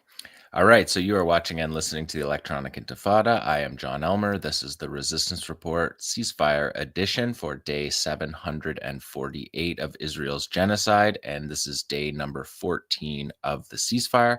I am reporting this on the 23rd of October. Just brief introduction. As ever with Israel, and as Nora reported in her newscast, the ceasefire is not being fully adhered to. Core elements of it are not being adhered to by the Israelis since it went into effect on October 11th. There's been more than 80 violations, 88 people killed, 315 people wounded, and most of these are around or on the so-called yellow line that I will break down today. The bodies of 15 Israeli captives have been returned to Israel. 13 bodies remain in Gaza, and after 30 more Palestinian bodies were returned to Gaza on Wednesday, that brought the number to 195 that had been returned from Israel, according to the Ministry of Health. There is no fixed timeline for the exchange of bodies. It's obviously an extremely difficult task to find these bodies. They were killed by Israel in buildings that have been collapsed. And as we know, there's 10,000 Palestinians as well buried in the rubble. And that has been a central feature of Israel's genocide. So there is no timeline on the return of the bodies, but the exchange rate is 15-1. And we saw of the 195 bodies that have been returned, Palestinian bodies, we saw them bound, tortured, executed, and in all manner of horrific conditions. The government media office also reports that less than 20% of the agreed upon aid has entered Gaza, only a fraction of the cooking gas. Cooking gas had not entered at all since March, and a small amount has entered, but not nearly what was agreed upon. And for their part, the Israeli prime minister said on Saturday on a popular talk show on his channel 14 that the war is not over yet. There are a few more things that need to be done, and we all know that. He said that on The Patriots on Saturday. IDF spokesperson Effie Defrin said, "We cannot live with Hamas ruling the Gaza Strip. If these goals are achieved through negotiation, that is enough. If not, we will fight. We will return to fight." And the defense minister, for his part, has instructed the IDF to prepare a comprehensive plan, quote unquote, to defeat Hamas in the event of the renewal of the war. So that's just by way of introduction. Now let's take a look at this key feature of the ceasefire agreement, which is this yellow line. We're looking here at a map that the Israelis released on the weekend. And for people not looking at this, or who are listening, this is a map of Gaza that shows no place names at all.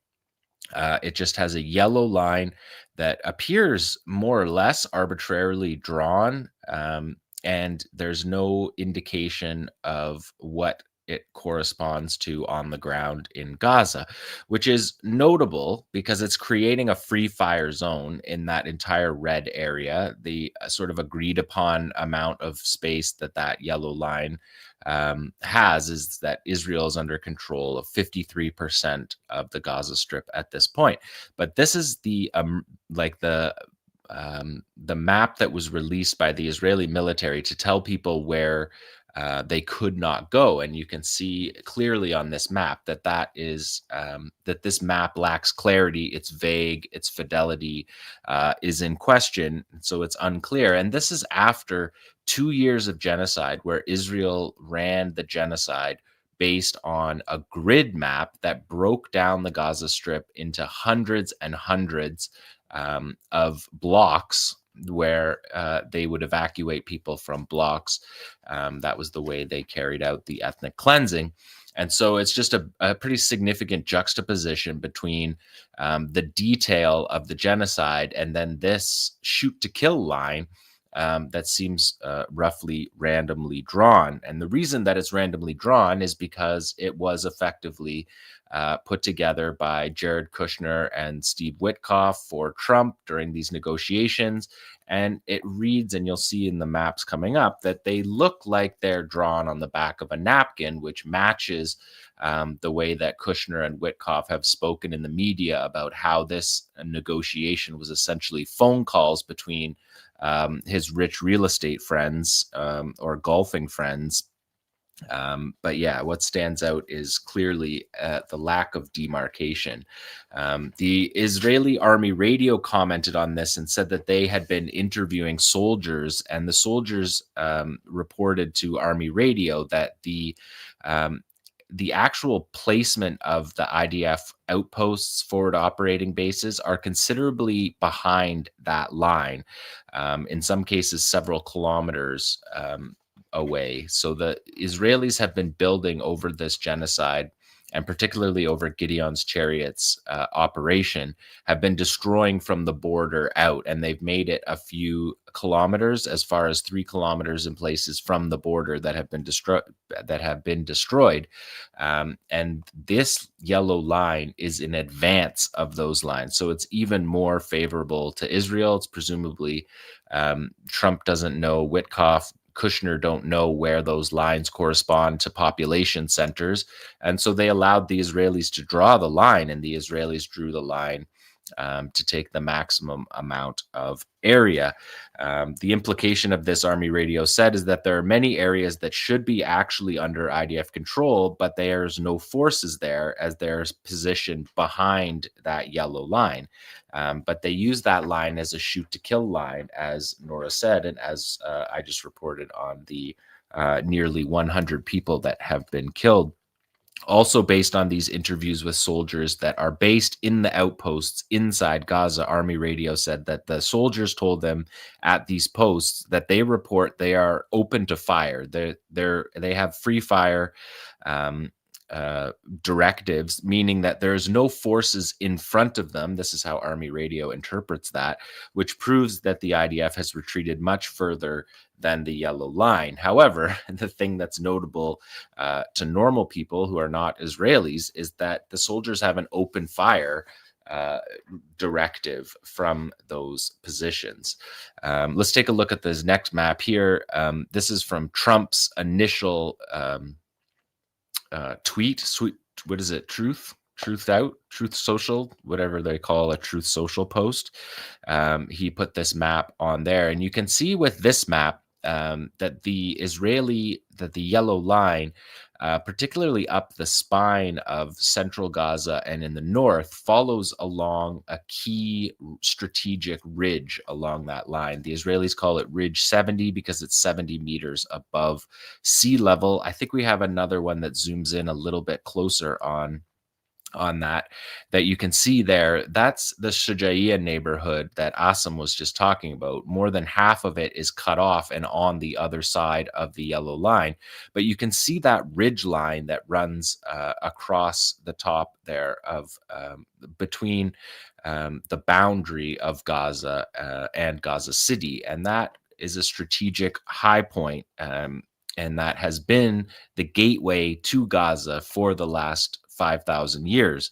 Like I said, the IDF calls it Ridge 70 because of its height. 𝐄𝐥𝐿 𝐈𝐴 wrote that the control of that ridge grants dominance over the observation line and fire in both directions. Thus, one of the IDF's first moves in recent operations was establishing 7 outposts, forward operating bases along it. And the other day, 𝐄𝐥𝐿 𝐈𝐴's military correspondent Yoav Zatoun wrote that, for example, the yellow line proposal, Israel's security buffer along the Gaza border has been doubled or even tripled in certain areas compared to its current configuration. Over the past year, most frontline IDF forward operating bases have been positioned 700 to 800 meters from the border. This distance was chosen for its topographical advantage. It allows forces to monitor and control Ridge 70, which overlooks Gaza. It also, on the other side of that, is Nahal Oz, which was a key Israeli military base for the northern command of the Gaza division that was overrun in minutes by Qassam fighters from Shujaiya. 𝐄𝐥𝐿's supposition is that since Israeli officials were involved in shaping the map, it's reasonable to assume that part of their intent was to preserve gains made by the IDF during Operation Gideon's Chariots Part 1. These include the flattening of thousands of buildings in the neighborhoods and villages near the buffer zone within 2 to 3 kilometers of the fence.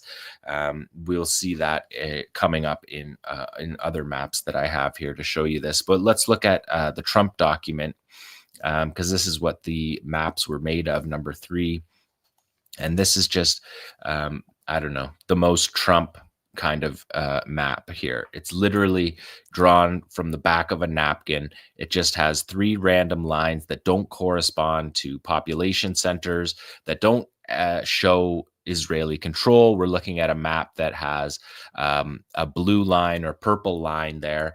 The Israeli military was never on that point, so that is not their position right now, which that map identifies as the current IDF line of control. So it's a fictitious line there. And at the top, it's called Trump: End of Gaza War.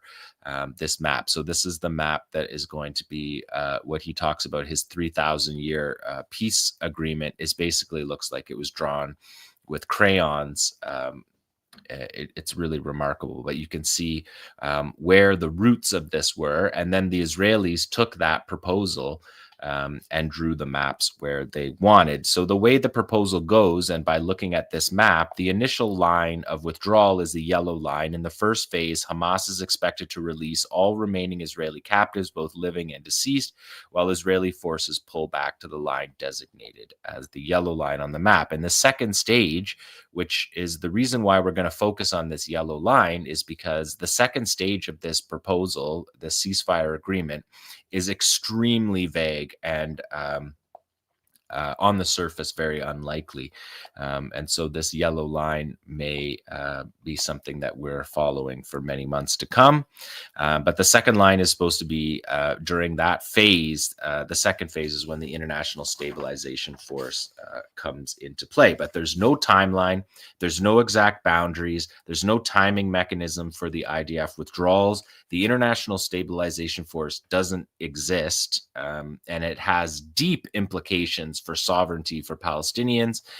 We know that the Israelis are already complaining about that they don't want didn't want Turkey involved in putting troops on the ground. But the resistance has been clear that there's no foreign force on the ground in Gaza. They've made that clear a number of times, and this international security force is devastating to Palestinian sovereignty. So we'll see how that goes in future negotiations. If we look now at number 5, you can see the original map.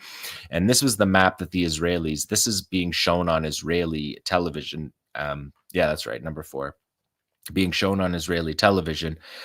So this is the version of the map. You can see it's different than the first map we showed, because this was the map that was trying to show the Israeli population that that the Israeli military was still deep inside of Gaza, which was the terminology that Netanyahu wanted to spin for his victory, which everyone in Israel knows it's not a victory. 𝐓𝐡𝐞 was not defeated. Hamas was not defeated. The government was not defeated.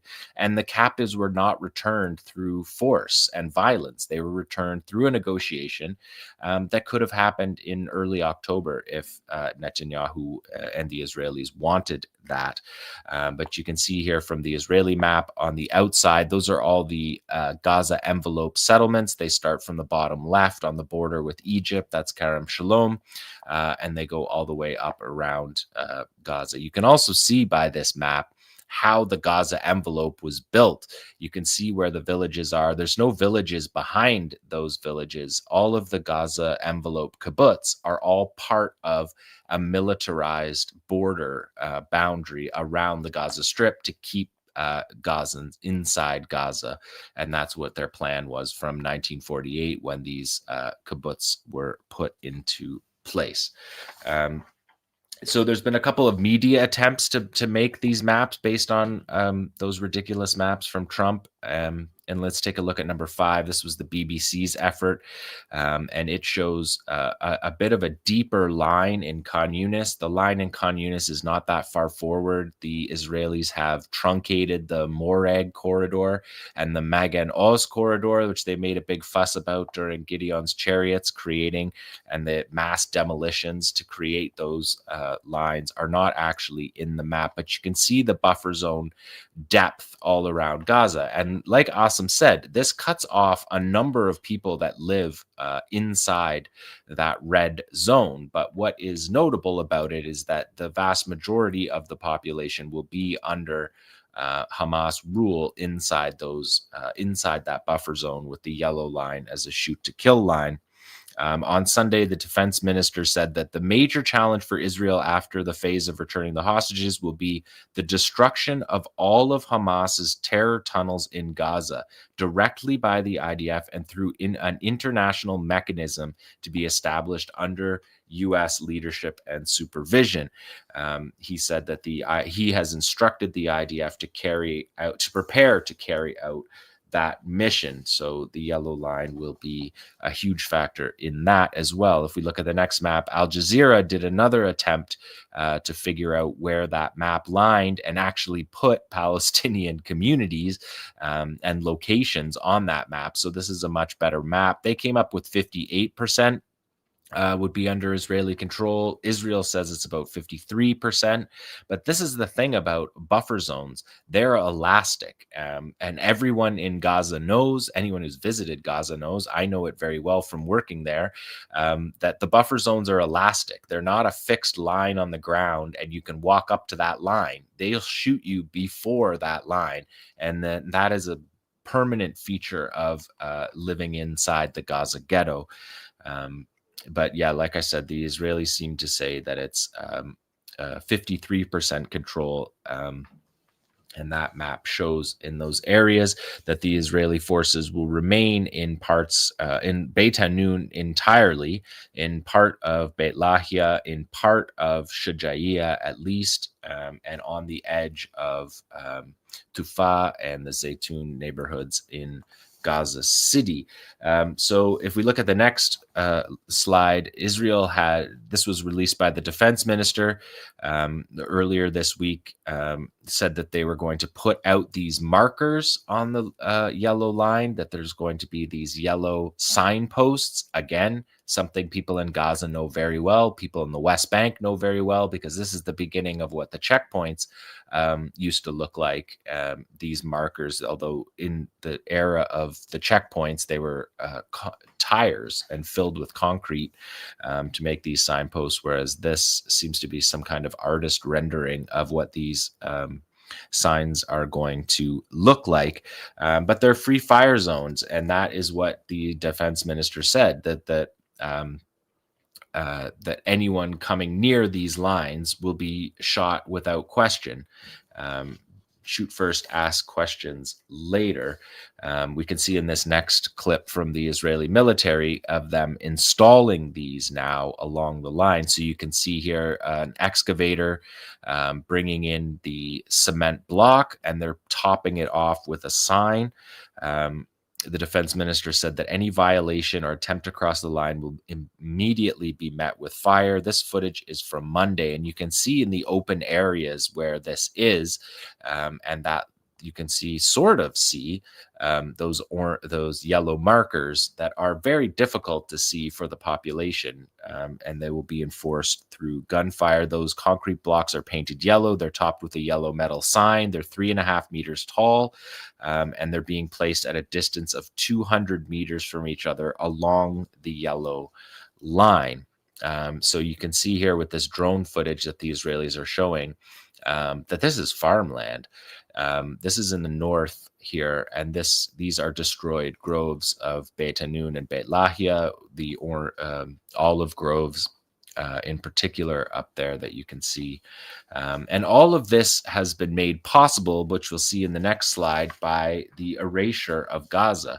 This is a map showing 2 years from October 2023 to October 2025, satellite imagery from above. This is done by Benzion Makalas. He's an IDF adjacent mapper.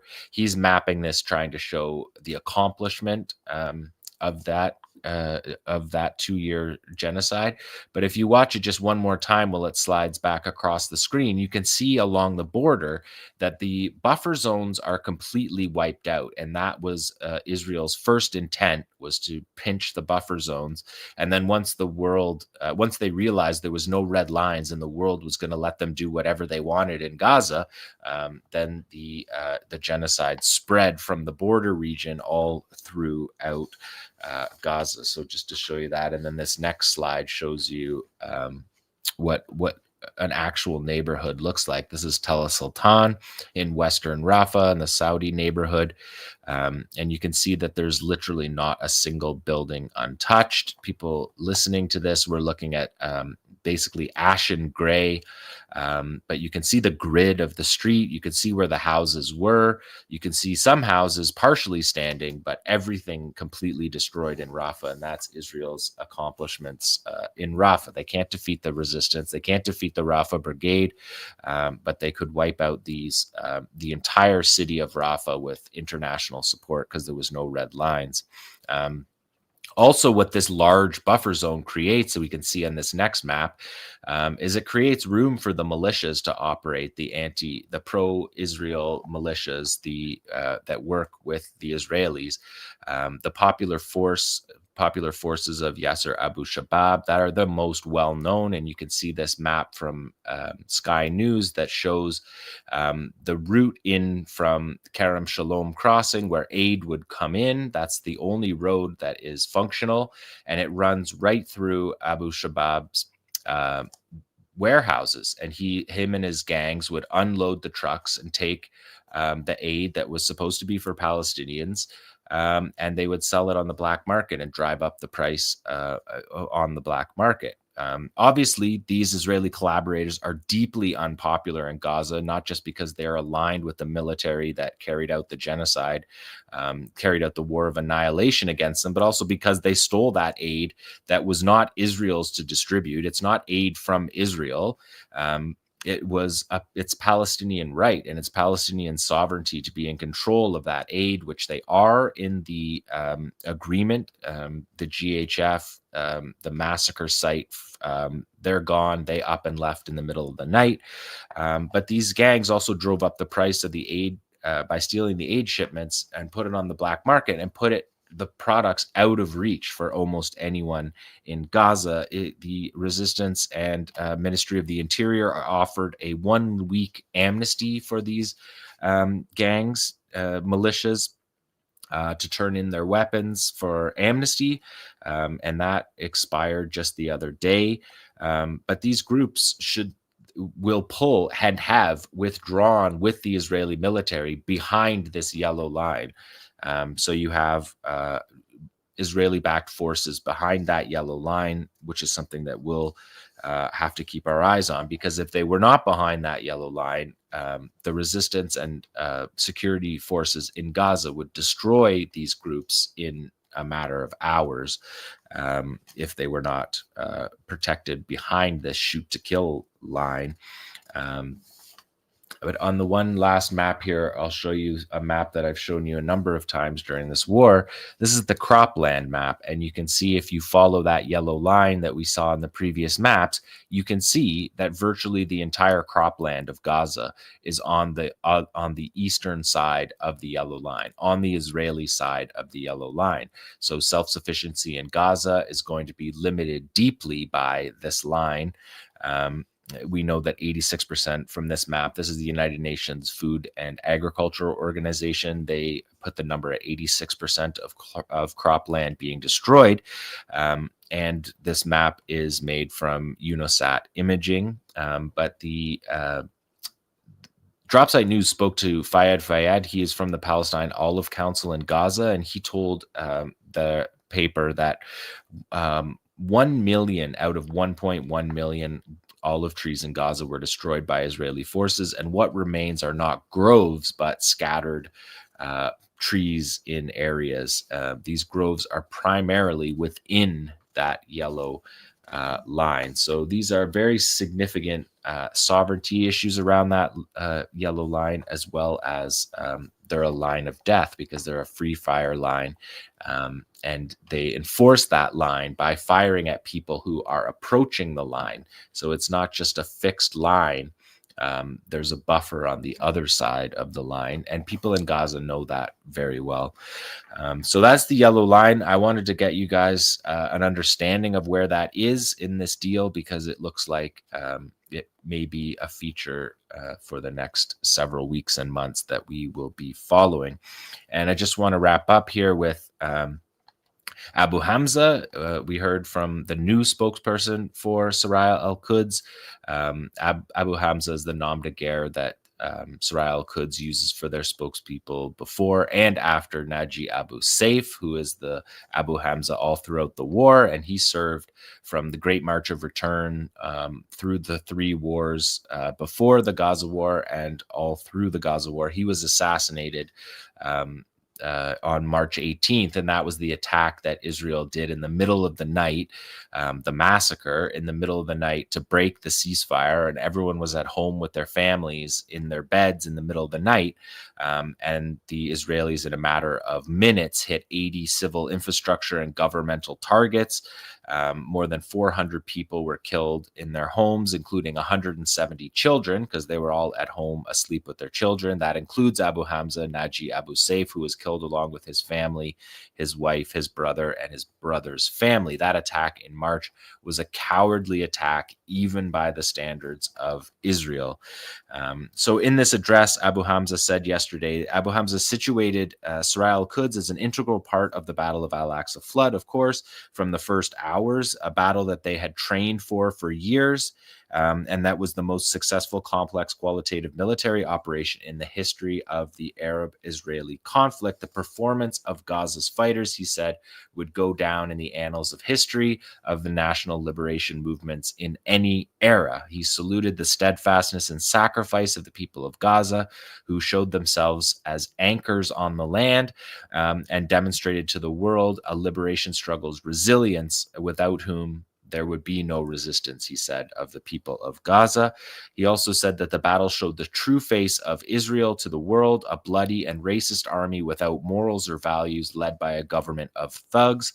He said Saraya al-Quds would never have left their positions in the battle, no matter how many years it lasted. He saluted the Yemenis for their support operations and unprecedented naval blockade. He acknowledged the people of Lebanon for their sacrifice and called Hezbollah their brothers in blood, who paid an immeasurable price to support Gaza, giving a nod particularly to Saeed Hassan Nasrallah. He addressed the Iranians and their military leaders and scientists, who he said were martyred on the road to Al-Quds. He gave a shout out, of course, as always, to the resistance in the West Bank as well. And he expressed the group's deep appreciation for civil defense rescue teams who, quote, pulled hope from the rubble of death with their bare hands. I think something that we, all of us watching this show, have watched for the last 2 years. Civil defense do just that. He also gave a salute to the medical workers and media workers of all types across all platforms for bringing the message of Gaza to the world, and also to the free people of the world who stood up and spoke up and demonstrated for Palestine. He said that Saraya al-Quds declares their adherence to the ceasefire agreement negotiated at Sharm el-Sheikh, as long as the enemy does too. And on the topic of disarmament, he said, the resistance will continue as long as the occupation remains. So that is the resistance report for day 748 of this war, ceasefire day number 14. Thank you so much for that, John.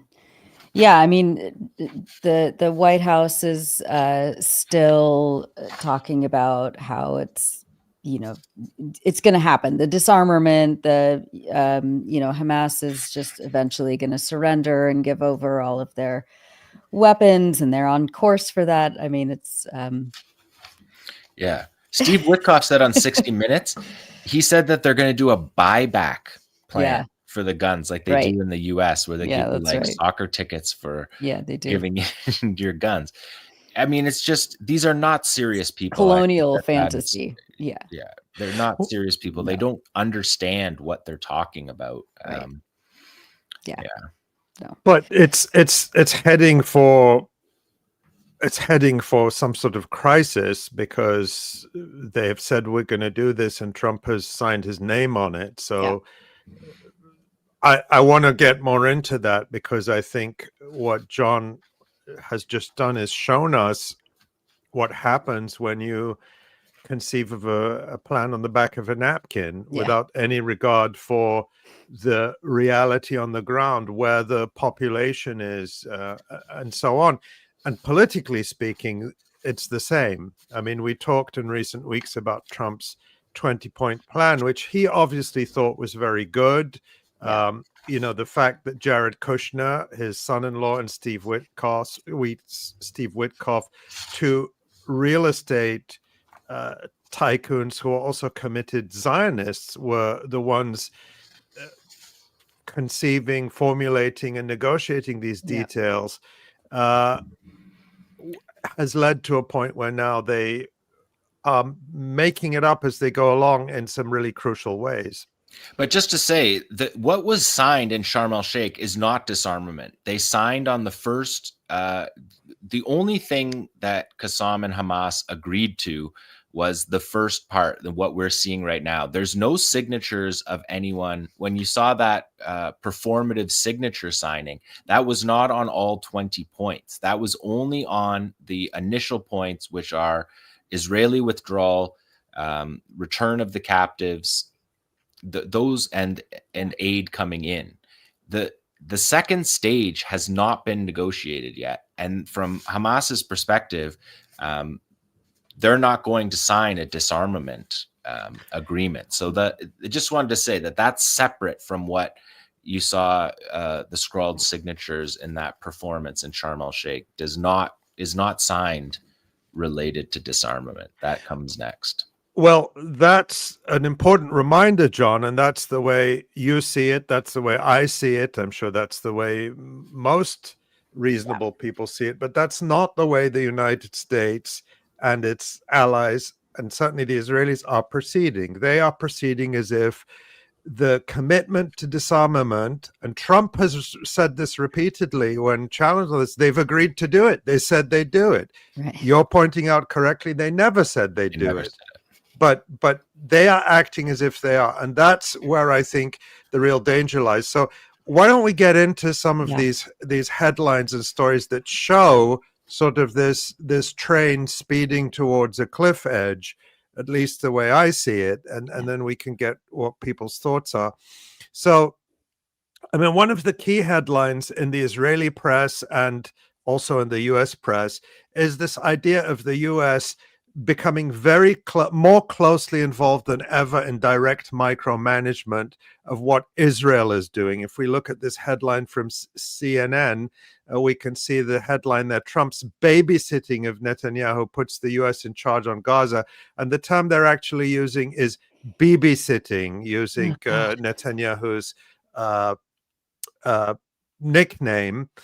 And they say an American official called it babysitting, a revolving door of the highest-ranking members of the Trump administration to make sure Prime Minister Benjamin Netanyahu, frequently known as Bibi, sticks to the U.S. brokered ceasefire deal. And then they quote Vice President J.D. Vance, who has just returned from there. He says, quote, "We intend to stay engaged every single day to make sure peace takes hold," Vance said at a news conference. Unveiling a new U.S. coordination center to monitor and assess real-time developments of the Gaza ceasefire. And they say the event is being managed by an external... and then you have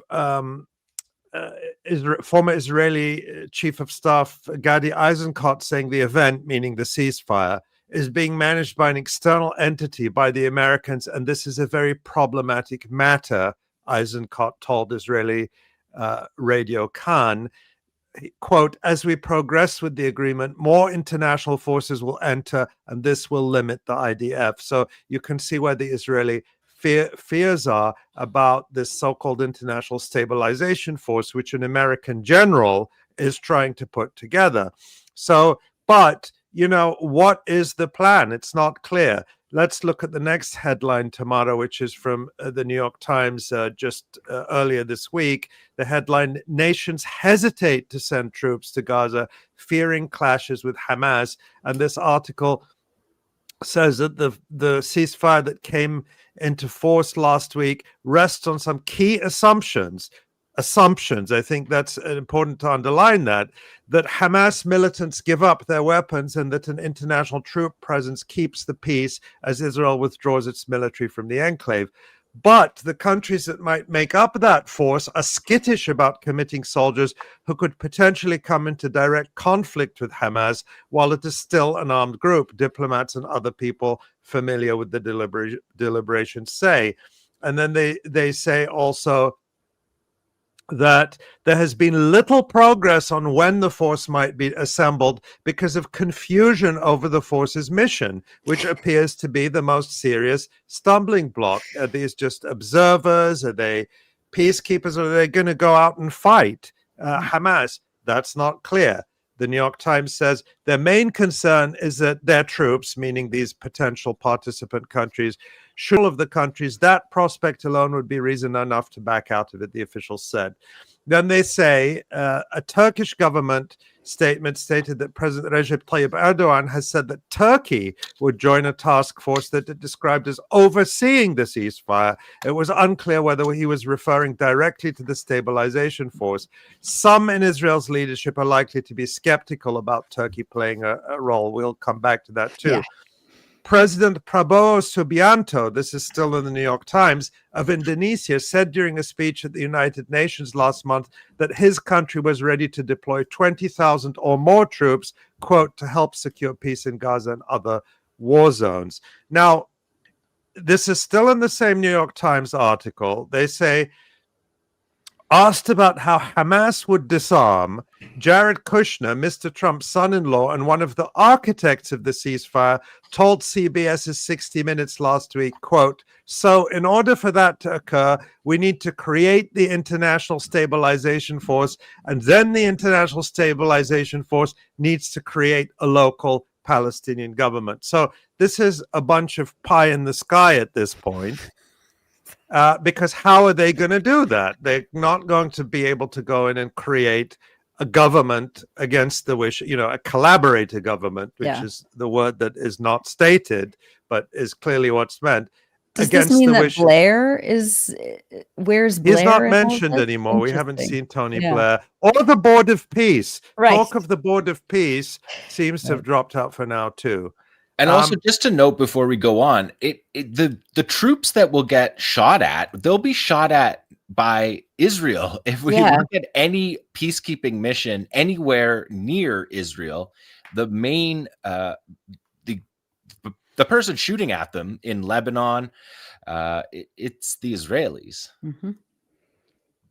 That doesn't seem to be of concern to Kushner. But the point of these things is that they haven't even talked about them. Kushner and 𝐓𝐡𝐞 were on 60 Minutes on Sunday night, and they were pressed on questions, and they just these things don't exist. They were not part of the conversations of the ceasefire, and it's all basically based around Kushner and 𝐓𝐡𝐞 making phone calls to the leaders of the Gulf states. There's no piece of paper that says this is the blueprint for what it would look like. So they're just calling the heads of these governments, and that's why he said that they were successful, is because their business contacts let them have direct lines into the leaders of these countries, and they phone them and say, would you put up some troops? But they don't say, here's the blueprint, here's what it looks like. So it's just the whole thing is very it's very Trump.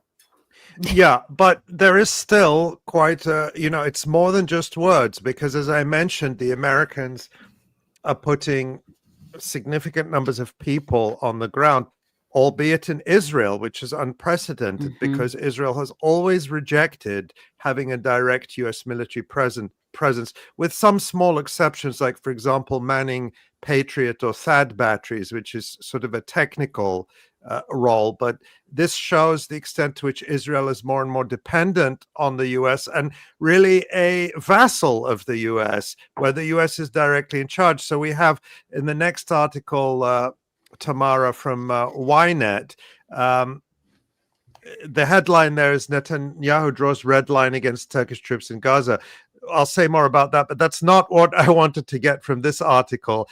This article says that the U.S. has established an international command center in the Kiryat Gat industrial zone, that's inside Israel, staffed by about 200 American troops alongside representatives from Jordan, the United Arab Emirates, the United Kingdom, Denmark, and Germany. Vice President Vance visited the base, where a press conference was held under Israeli and American flags in the presence of U.S. and British generals. Behind the podium stood large signs reading Trump's 20-point plan for Gaza. So again, this shows, you are right, John, to point out that all of this poses real questions for Palestinian sovereignty, but also Israeli sovereignty. Here we see now the pretense of Israel as an independent state, the mask torn off that. It is an extension of these imperial states and, one of the vassals, along with Jordan, the United Arab Emirates, and Germany, the other countries mentioned there, who are all, in my opinion, on a par, however you want to interpret that the UAE and Jordan are as great as Germany. Maybe you could interpret it that way. Some of the terms that Vance at this visit yesterday that Vance had in Israel is that he said that we don't want to be a protectorate. We don't want Israel to be a vassal state. We don't want Israel to be a client state. He's kind of like saying all the things. Yeah, but you don't say that unless that's the reality. Don't think of an elephant. Do not think of an elephant. Yeah. He also said, I'm not here to monitor a toddler. Sounds like that's what he's there to do. But on the point of let's go to the next piece, Tamara. Again, this is interesting. This appeared this morning from the New York Times. Vance says international security force will take lead on disarming Gaza. Well, that's very interesting. And they say that but he said, and it doesn't give any details about that, what that would look like. And they say that the U.S., big believer in the United Nations, by the way, U.S. always huge supporter of the UN, may actually seek a UN Security Council mandate for this force. Oh, wow. And they say here in the New York Times article that in remarks to reporters, Mr. Vance cautioned that the task of disarming Hamas, which the militant group has long opposed, was, quote, going to take some time, and it's going to depend a lot on the composition of that force. So two things in there. Because these are fresh comments. Two things are hidden, or maybe not so hidden in that statement. One is a recognition that this is not something that they can just do anytime soon, and the other is an admission that they don't have a force yet. They don't know what that force is going to look like. We mentioned earlier that Turkey had said it would send forces, and I alluded that Netanyahu has rejected that. If we look at the next story from the Times of Israel, Tamara, which you have there, and this reports comments allegedly made by Netanyahu in his talks with Vance and other U.S. officials. The headline there, Netanyahu said to insist PA have no role in Gaza as U.S. pushes Trump plan to end war. Now, it says that one of the things not new is that Israel doesn't want the Palestinian Authority back in Gaza. But it says that Netanyahu also spelled out three other red lines to the Americans. One, no Turkish presence in Gaza. Neither the Palestinian Authority nor Hamas playing any governing role the day after the war. It's interesting that they're talking about the day after being at some time in the future. Right. Presumably, this should already be the day after, but the day after is still to come. And the third, that Netanyahu is said to have insisted that a full IDF withdrawal would only take place after Hamas is fully disarmed and the Strip demilitarized. So you can see there the huge minefields that are being set up by the so-called Trump plan, where Israel is just going to dig in and say that as long as there is a single rifle in Gaza, we're staying forever. So this is setting us up for a lot of trouble in the future. Now, just two more short items on this. So we've ruled out Turkey because Israel says no Turkey, right? They can't come in. The Arab states, Jordan, Egypt. It's not even a week ago that we were told that Egypt would be the leading force in the stabilization force. The name of Egypt has disappeared. Jordan and the UAE aren't being mentioned anymore. They were mentioned earlier on. So who could it be? Well, according to Israel Hayom, the very right-wing Israeli newspaper, and is it still owned by Miriam Adelson? I think so, Asa? yeah. Yeah, I think it is still owned by Miriam Adelson. As of this morning, according to Israel Hayom, troops from Azerbaijan and Indonesia are expected to form the core of the International Stabilization Force to be deployed in Gaza. Now, where this is coming from, I don't know. They just seem to be pulling new names out of the hat every day. One thing that can be said about Azerbaijan is it is a very close ally of Israel and of Turkey, by the way.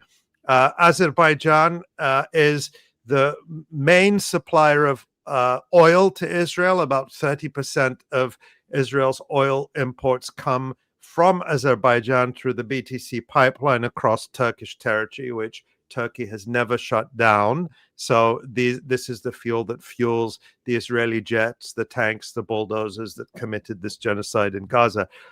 I don't know if Azerbaijan has agreed to this, but that's the latest. And of course, Indonesia, that seems to be, their name seems to come up a lot in terms of acting as kind of like, the Muslim country that will do Israel's bidding. They were talked about as a dumping ground for Palestinians expelled from Gaza, and now they're being talked about as coming in to do Israel's dirty work. But neither Indonesia nor Azerbaijan are going to disarm Hamas. And the final item, I don't know, John, do you want to say something about that?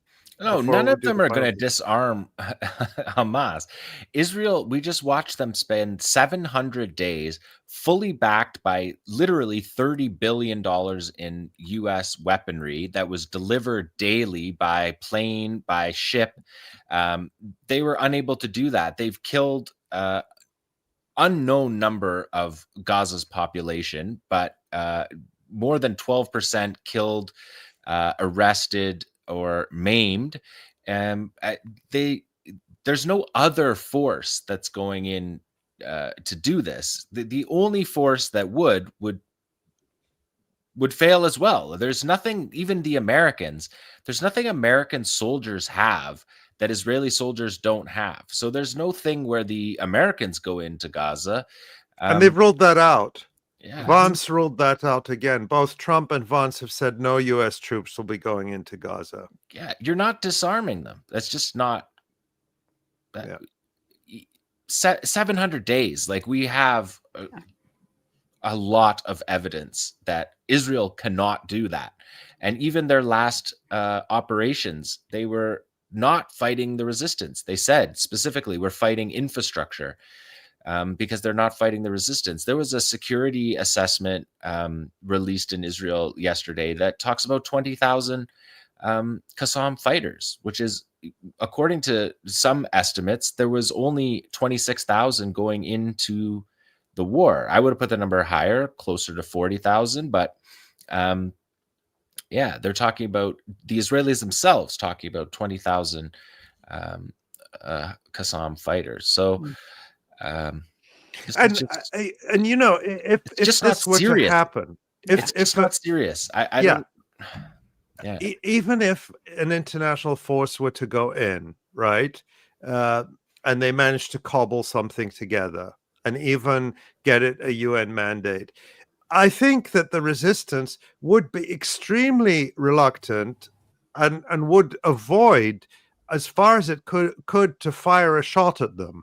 Okay, they would not want to fight with them, but the point is they wouldn't have to, because none of these soldiers are not going to, this international force are not going to start going down tunnels and trying to destroy the resistance. So the resistance would just be there, and they would continue to be in effective control, and these guys would just, I don't know, be doing traffic patrols or doing the type of... already out doing traffic patrols. They did that immediately. As soon as the ceasefire came, they're out in the streets, looking after the society. I'm just saying they might even let them come in. Yeah, they'd welcome.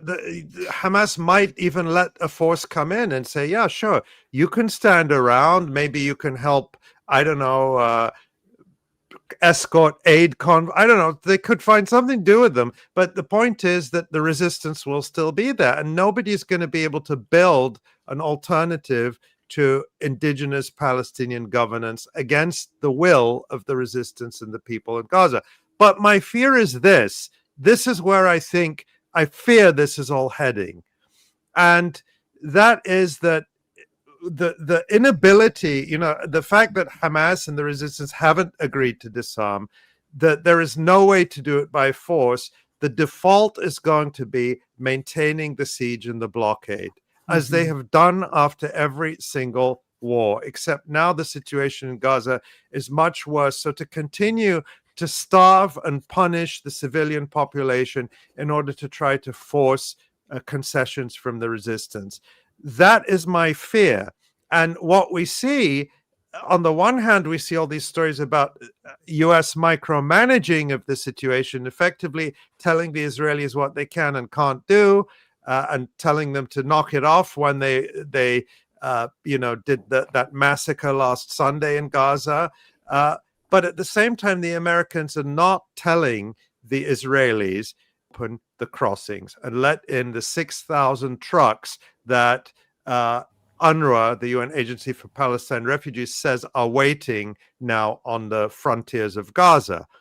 And why aren't the Americans doing that? Because I think they are going to continue to use aid, food, medicine, formula for babies as their weapon of choice, and really their only weapon, because they don't have any others. Yeah. And so this is why we have to be extremely aware that this war, this genocide against the people in Gaza is not over by any means. They are just going from bombs to baby bottles as their weapons.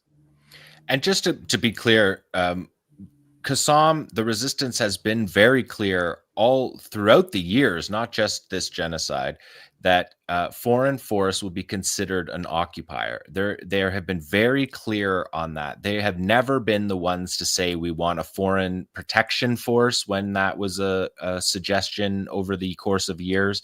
They don't want a foreign force. They consider that an occupying force as well. So for this to happen, they would have to change a long-held, very clear position on this. And I just think that Trump doesn't know that, and Kushner doesn't know that. And they didn't even bring like their Arabists, or something like that. They didn't bring their cartographers. They just made these phone calls in rooms. They talked about it, Kushner, Witkoff, and Ron Dermer. The three of them sitting in a room and picking up the phone and calling this leader and that leader.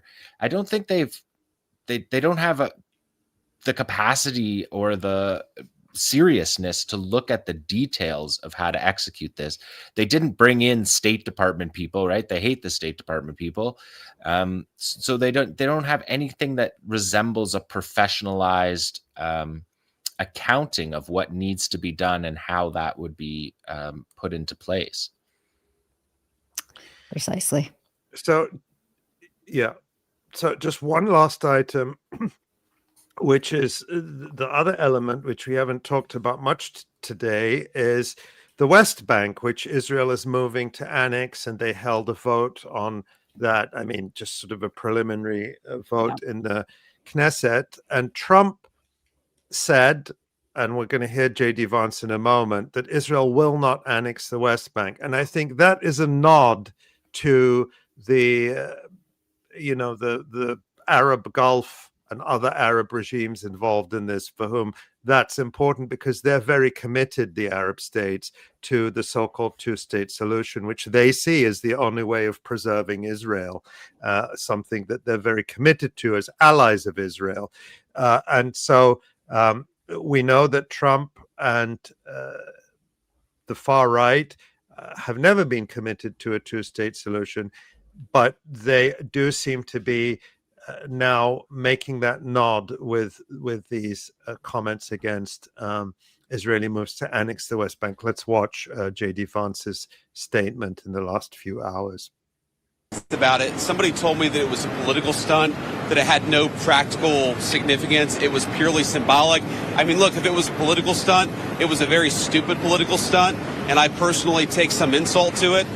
The West Bank is not going to be annexed by Israel. The policy of the Trump administration is that the West Bank will not be annexed by Israel. That will continue to be our policy. And if people want to take symbolic votes, they can do that. But we certainly weren't happy about it.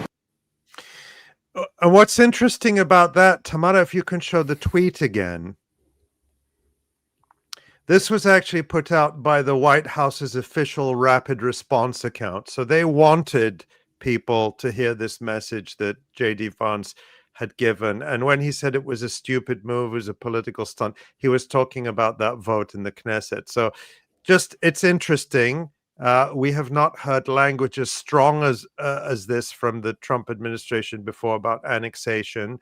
And if Miriam Adelson's $100 million was meant to pay Trump to approve the annexation of the rest of the West Bank, just as he approved the annexation of East Jerusalem and of the Golan Heights, then she may be wanting her money back. But we'll see how long they stick to this position. Yeah, and the other vote that was passed, I think I mentioned this in the report, was the also annexation of all of the land of the colony of Ma'ale Adumim, which is one of the biggest settlement colonies in the West Bank. So they want all the West Bank plus more. I mean, they want it all. That's all. That's been the national ideology for 80 years, of course. But yeah, I don't. Yeah. It's going to be interesting to see what happens, what the response will be, and the next steps. I mean, everything, as always, hinges on Gaza, and all eyes have to remain on Gaza. Don't let up. Don't let up. Be out there talking about Gaza every day, because as we heard from Asem, they have not lifted the siege. They've not stopped the starvation. They've not stopped. They've not allowed in the equipment that's needed to rebuild. They've not allowed in shelters. None of this is happening so far. You just can't let that fade into obscurity. No, or be normalized and go back to the way things were even before the genocide, which was already 16, 17 years of a blockade and siege. So, all right. Well, I think that's it. Was there anything else we wanted? That's it for me. But I do want to come back to Asa and see if there has been any update on Dr. Rahmeh and her situation, since there was an ongoing hearing. Well, there's a small update. It seems that hearing has concluded with a decision to have a hearing. The date hasn't been set, so it's bad news in the sense that it hasn't been thrown out, which is what her lawyers were demanding. And it seems like there's a retrial, as it were, although it's not a criminal case.